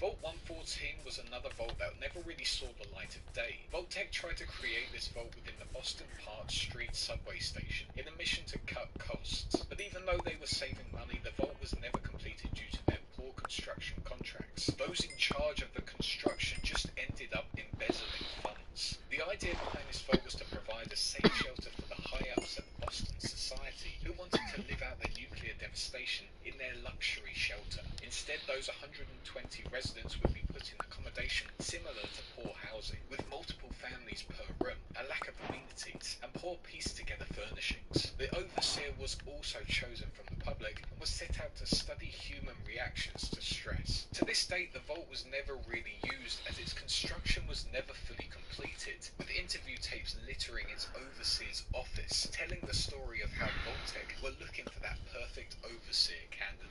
It did at one point have some residents within it, but it is unclear where those individuals have gone or if they have died at some point. But as of 2287, a group of triggermen run by the gangster known as Skinny Malone operate within the vault, holding one detective, Nick Valentine, as their hostage. If 114's construction was ever finalised, this vault could have been a luxury paradise, but instead it is now a place of residence for criminals seeking to be. If 114's construction was ever finalised, this vault could have been a luxury paradise, but instead it is now a place of residence for criminals seeking to build their empire and silence those who go against them.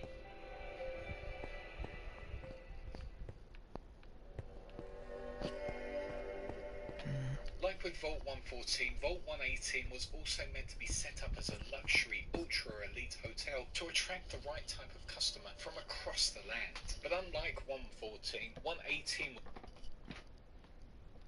Are these enterable?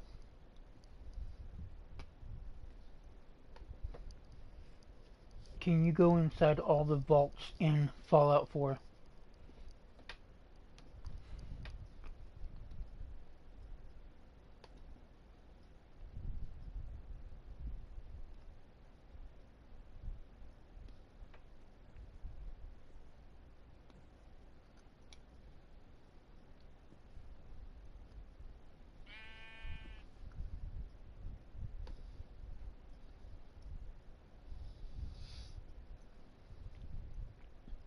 These structures are always loaded with loot with an interesting character, so they are definitely worth seeking out and delving into.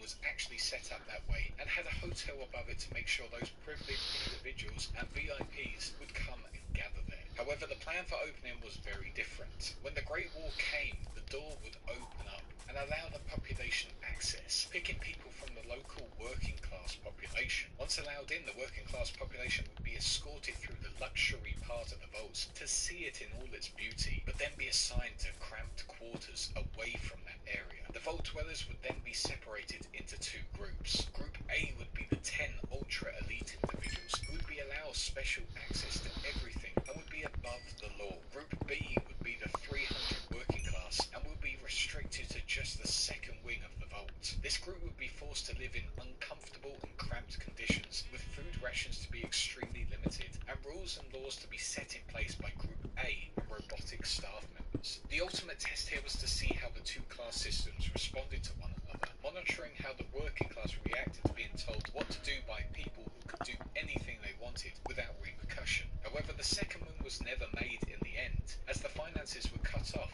meaning the experiment could not go ahead. The ultra elite, however, continued to invest in this vault, and one specific resident known as Dr. Riggs decided another fate for the residents. Dr. Riggs worked for General Atomics with advanced robotics programming, specifically the RoboBrain project.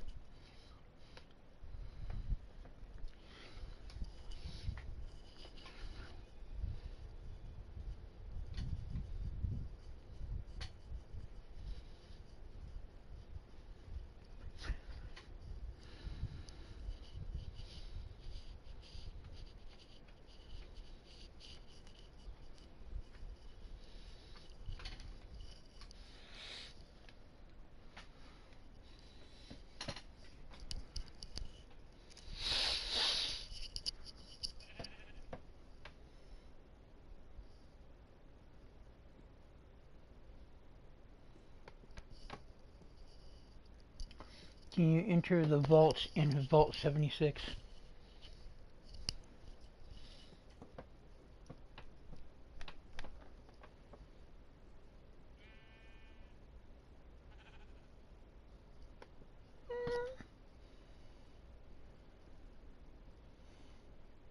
Get the vault atrium in the vault lobby.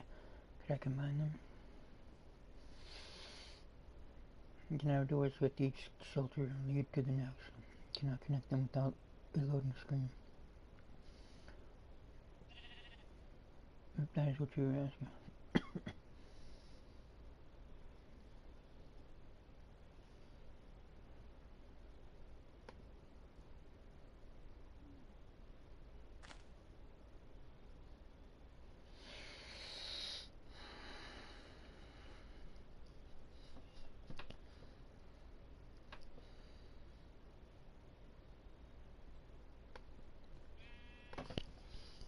With this, he and his wife convinced the other members of Group A that the only way they could survive this was to have their brains inserted into RoboBrains. As the war came, the vault was eventually brains inserted into RoboBrains. As the war came, the vault was eventually sealed, and now the Group A residents, now RoboBrains, lived within the vault, making sure no one else could venture into their place of luxury. Only one human remained, however, that being the Overseer, making them the only test subject. As the time progressed, however, the RoboBrains became mad, and the Overseer died in the process. Seeking isolation from the outside world, their plans to remain on their own would be changed as a murder took place within the vault, forcing the residents to seek outside help through a detective. What Vault 118 proves is that the ultra elite are just a bit weird, to be honest.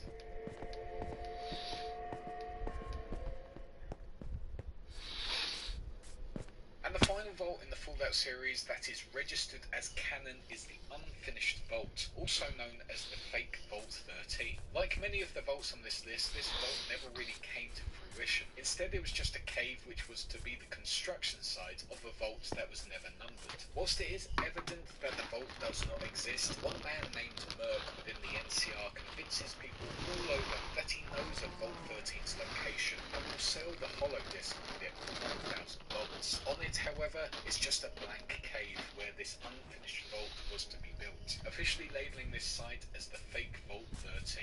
Who knows what Vault-Tec planned here? Maybe it was more drug experiments. Maybe it was another cloning facility to make more Gary clones to take over the wasteland. Maybe it was more FEV testing areas. But one thing is for certain, if this vault ever did get finalised, knowing Vault-Tec's history, you know it was probably going to be bad news for whoever ended up there.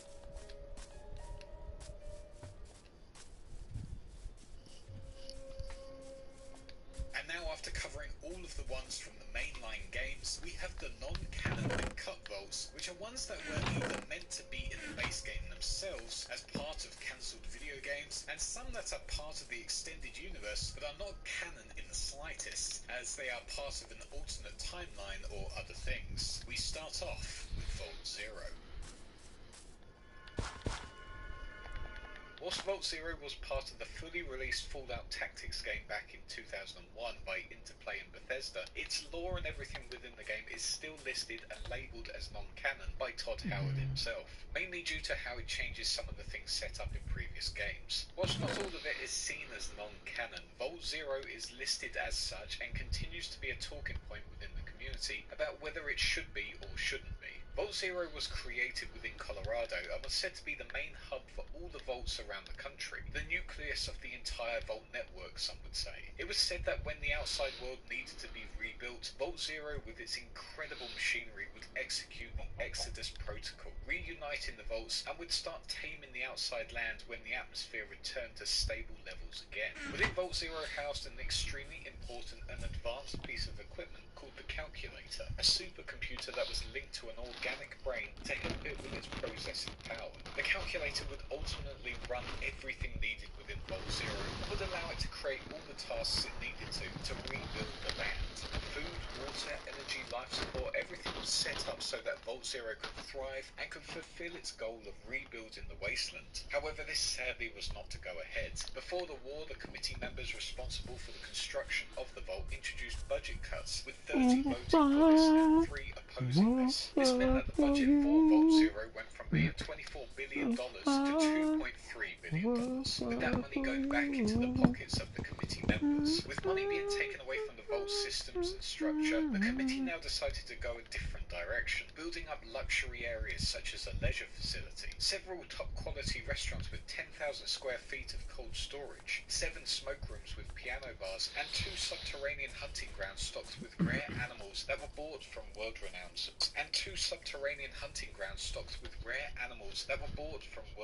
zoos, This was all done because a lot of them thought the war was never actually going to come. So instead of building up shelter, they would build up their lifestyle, setting aside $12.4 billion for this. However, war did come on the 23rd of October 2077, and the committee members were caught off guard. Whilst the whole of America was turned to ash, the Calculator within Vault Zero did nothing. Instead went into a slumber and remained hidden underground. It wasn't until 2196 where the Calculator woke back up after a group of supermutants ventured into Vault Zero's perimeter. Believing they were foreign troops invading the US, the Calculator launched the emergency pacification protocol and met the supermutants with a heavy assault robot named the Behemoth and started executing them. But problems didn't stop there. Because of the budget cuts, a lot of the systems within Vault Zero started failing. Things like the backup computer systems damaged the electro-organic linking terminal, which would lead to 63% of the population dying, with 15% of them suffering life-altering brain damage, meaning they could not look after themselves. Among the dead was some of the lead scientists, the only people who could actually fix the damages caused to the Vault systems. With all of these damages and system failures, the calculator started executing pacification protocol and expanding its operations out into the Buena Vista nuclear reactor complex, as well as the industrial facilities in Canyon City and Great Bend. Thus began an age of extermination, led by the calculator, who sought to wipe out all of those who inhabited the new wasteland of America. Will you come home and stop this pain tonight? Stop this pain tonight.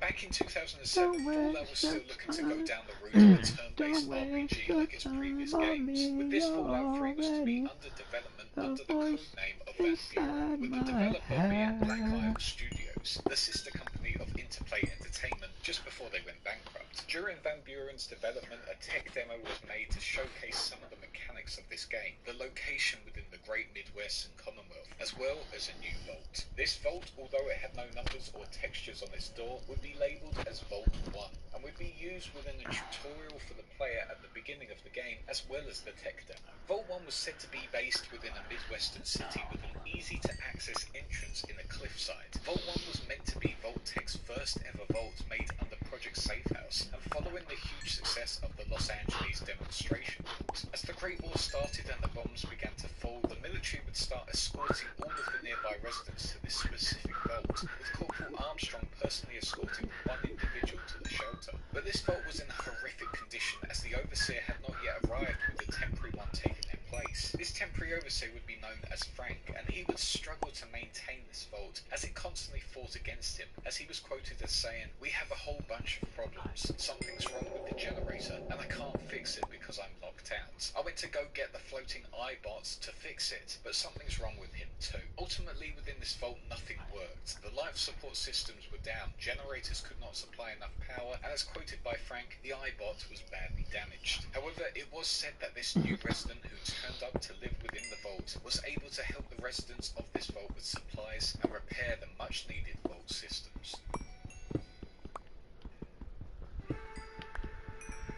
Vault 2 is a bit of a weird vault that's only mentioned within the holotape minigame labelled Wasteland within Fallout 76. Vault 2 was said to be a sports-obsessed vault built into the cliffs and guards the way to the abandoned armory and Chairman Cheng's fortress. Whilst it's written down now where the vault is located, the only way of gaining entrance to this vault is to retrieve the lucky number 2 jersey and bring it to the vault. Once bringing it back, the Overseer will have completed their sports collection, and with that, the Wasteland will be granted free access throughout the vault. If you were to go to Vault 2, if it truly existed, you would have to be a massive sports fan, because if you aren't, you'd most likely be chucked out by their sports collection obsessed Overseer.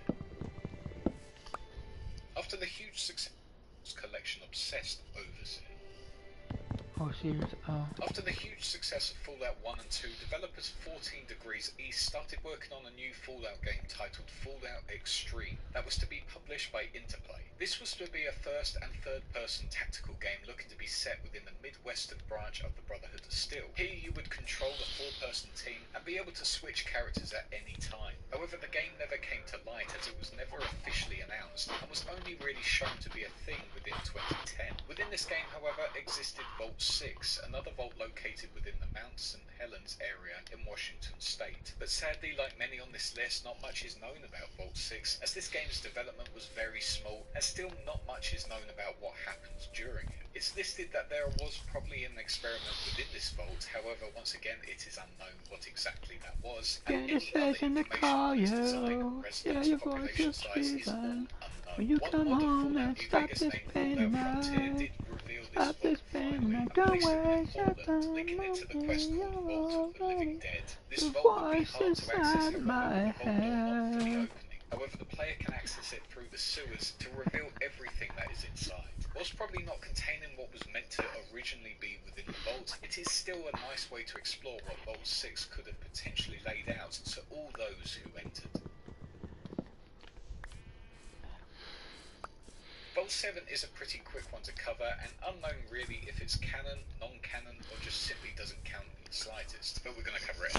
Vault 7 was part of the board game Fallout, which was released in 2017. Here, for the original game, the players are given a set narrative and can choose how they go about playing it. Vault 7 is one of those locations the player can travel to and loot, and is situated in the middle of the board. Vault 7's narrative changes each game, so realistically it...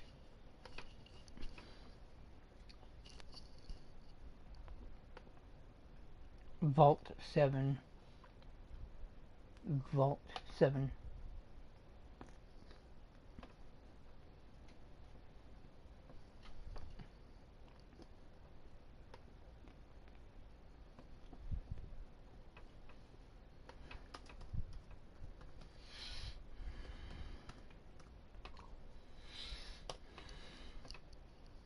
Mom.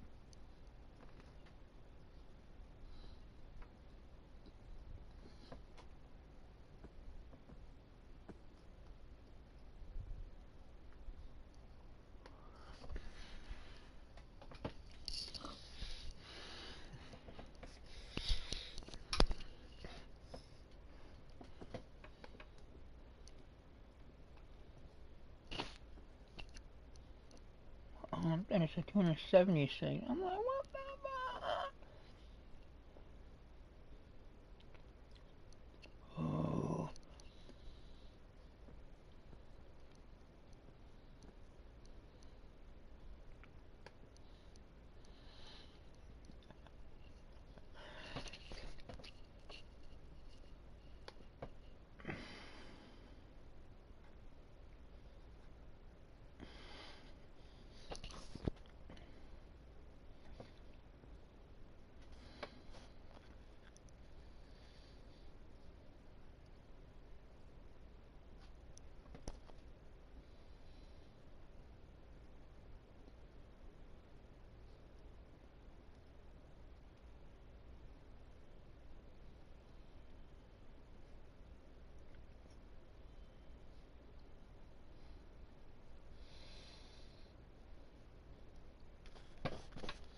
I might get that game. Oh, let me see. Monopoly Secret Vault. Ooh. Introducing Monopoly Secret Vault. Can you open Mr. Monopoly's vault before someone else does? Guess the code. Pick a number and see if it unlocks the vault. Collect your riches. The player with the most money wins. Monopoly Secret Vault. That guy sounds like a fucking retard. Monopoly Secret Vault. Can you open Mr. Monopoly's vault before someone I'm else gonna does? fucking kill you. Get out of Guess there. the God code. damn you. Pick a number and see if it unlocks the vault. Collect your riches. The player with the most money. Okay, I get it.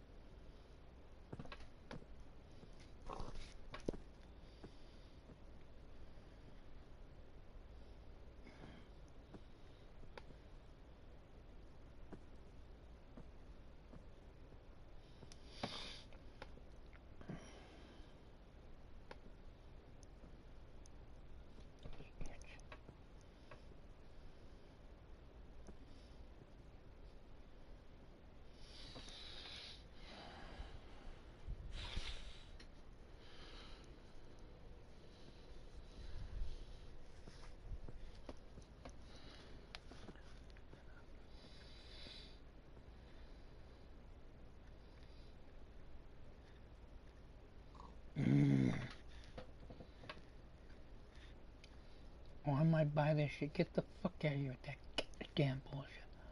Ooh.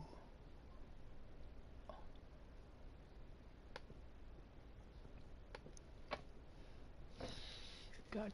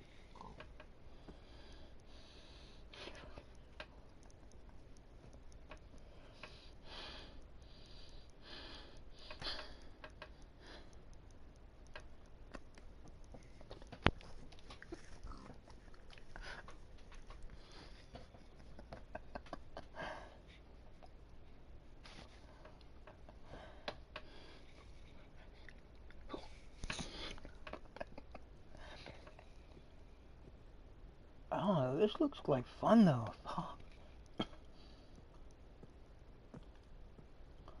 Oh, don't you even think about telling me that. Ah.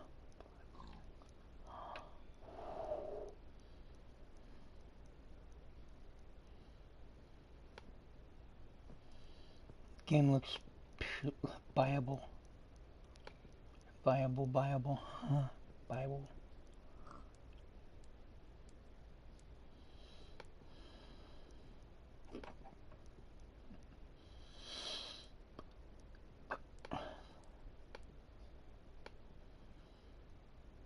The cat is cat's just photobomb everything.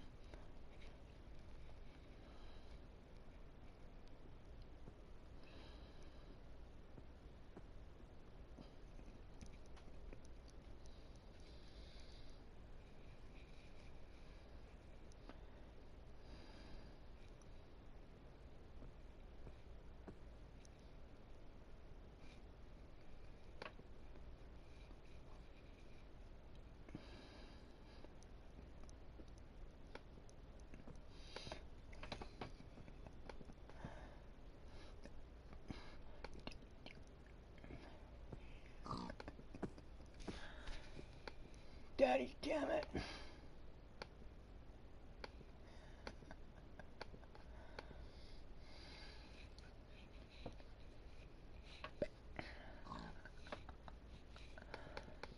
Oh, fuck you, I don't need you.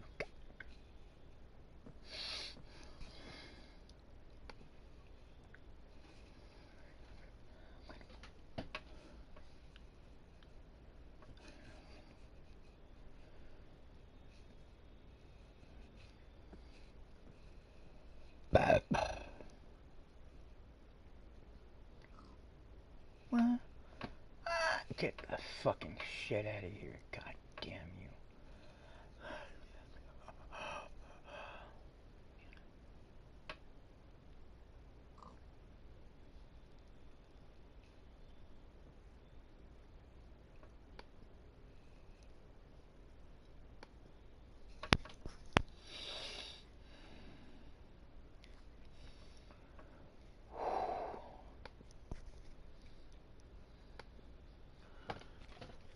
Fallout games.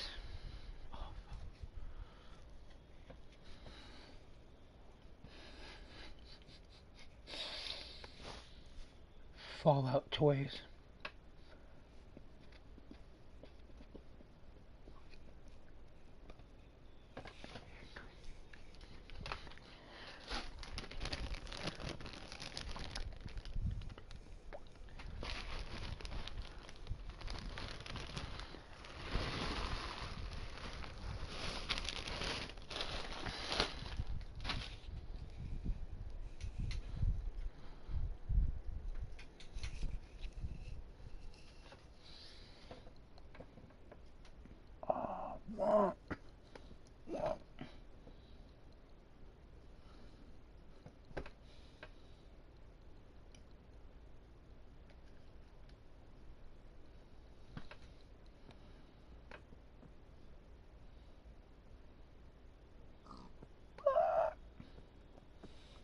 shit, Toys R Us made a comeback?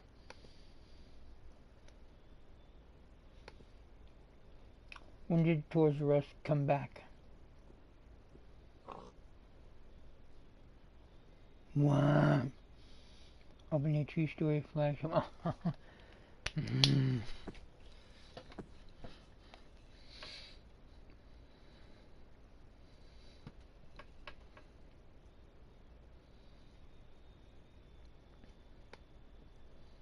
$2021? I had heard, but holy shite.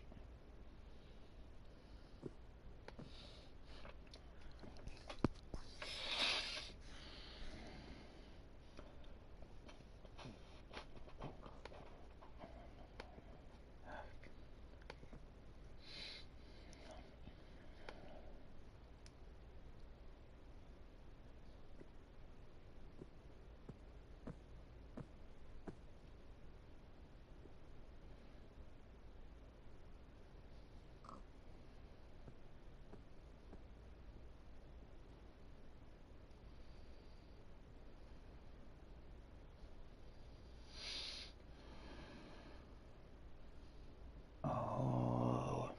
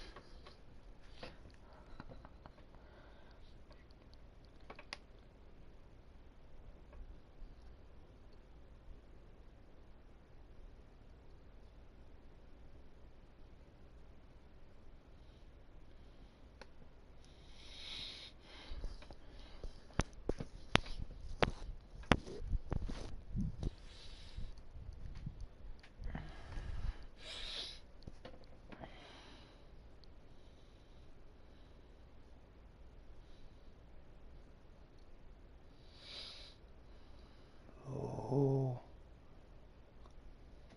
That's so cute. What?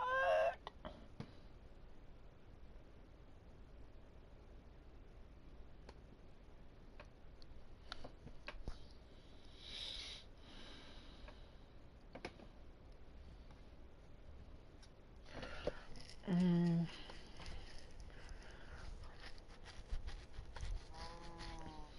Fallout DVD.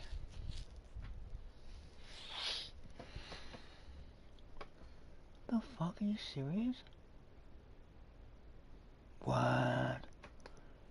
Bullshit. Oh, the full fucking TV series?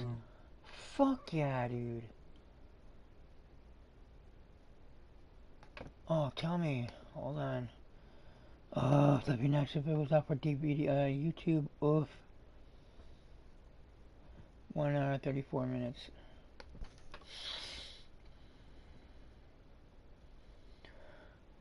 Fallout TV series.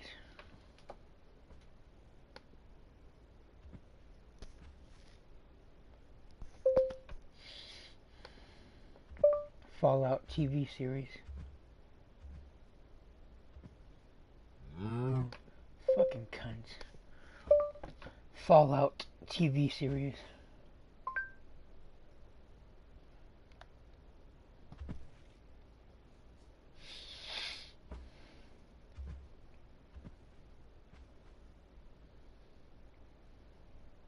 What the?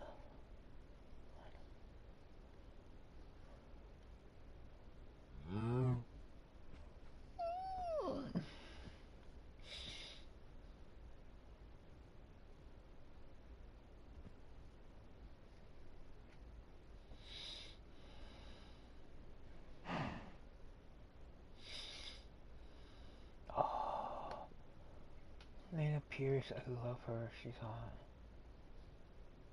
Peach. Lemon. Hello, Simply spiked. Helen Hatter. I am absolutely one of the people who wishes that TV shows came out weekly so that I weren't already late to making this video for a TV show that hasn't even been out for a week. Real content creator problems, I get it, we all have our preferences, but I love the weekly conversations. It bums me out. It's so much more fun to interact with people as something is ongoing and like get to hypothesize about what's happening, and now it's just all out there at once and I just feel like I have to scramble to catch up. And, you know, the good news though, everybody, is that the Fallout TV show is very good.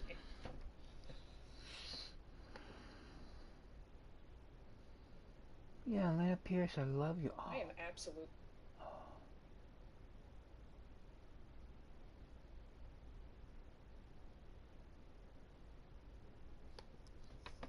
I made a video a few weeks ago about how, so obviously I already mentioned Indie Game of the Year. Basically, if you didn't see it, they just read it out. Nominees for Best Independent Game: Cocoon, Dave the Diver, Dredge, Sea of Stars, and Viewfinder. And the Game Award goes.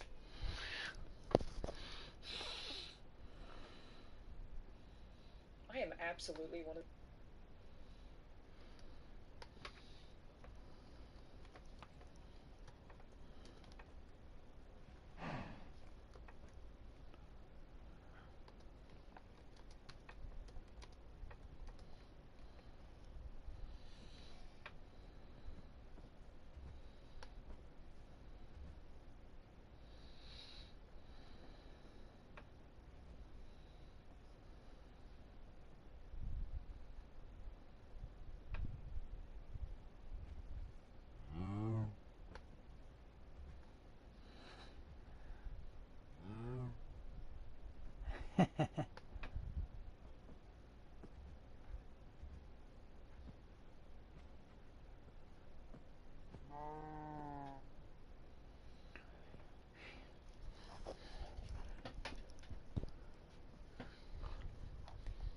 As well as balloons surround the entrance of Vault 76 as its residents has been, whether on its destruction.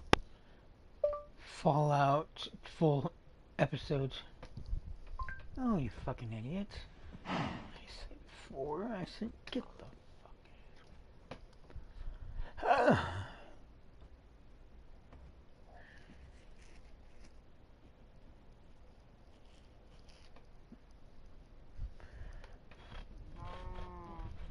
I'm watching this shit, dude. I'm gonna find out where and I'm gonna watch it. Oh, Amazon Prime, duh. I'm buying the series. Ooh.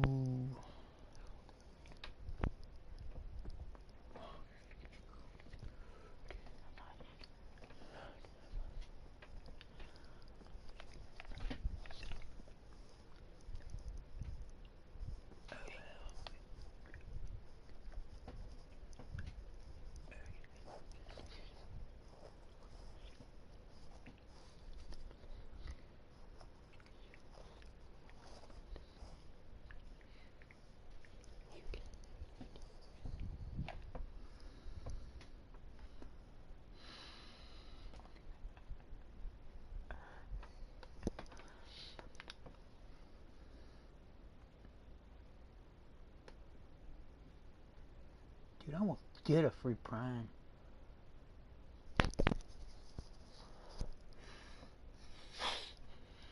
Fuck yeah.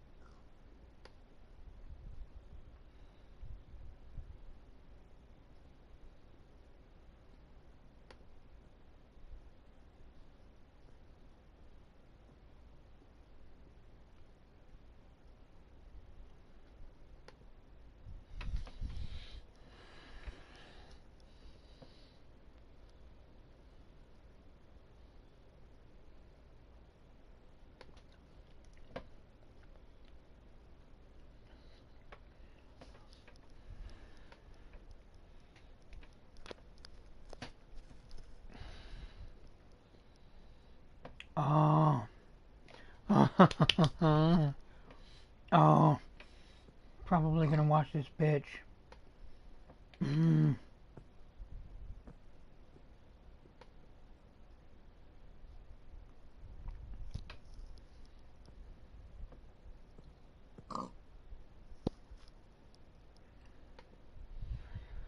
Hold on, I need the episode.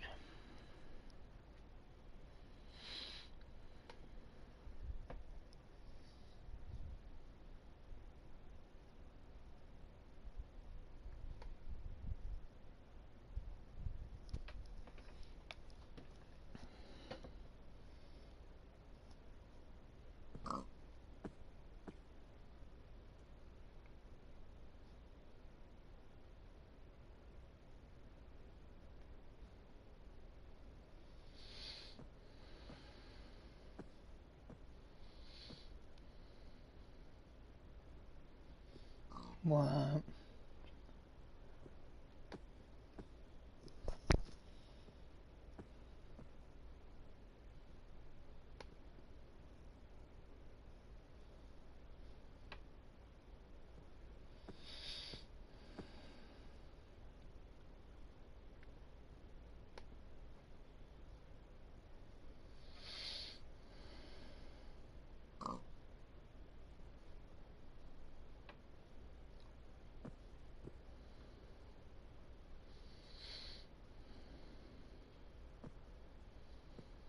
I mean, is there not?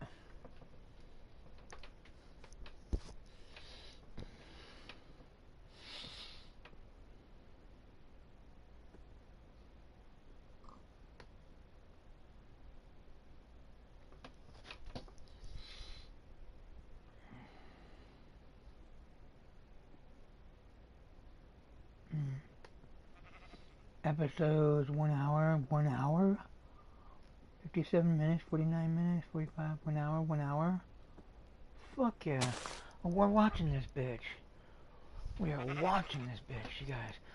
Like, comment, subscribe. I might go watch this, listen to it while I'm playing. So I'll talk to you guys in a bit.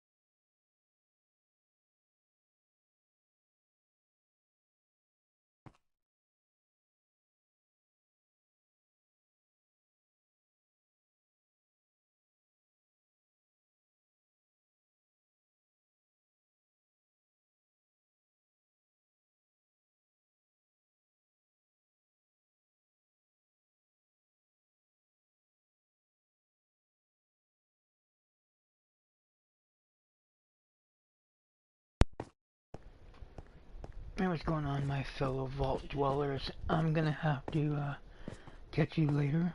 I want to watch this show on the big screen.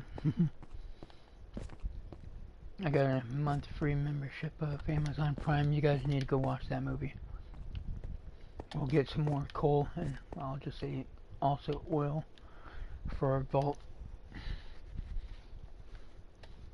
And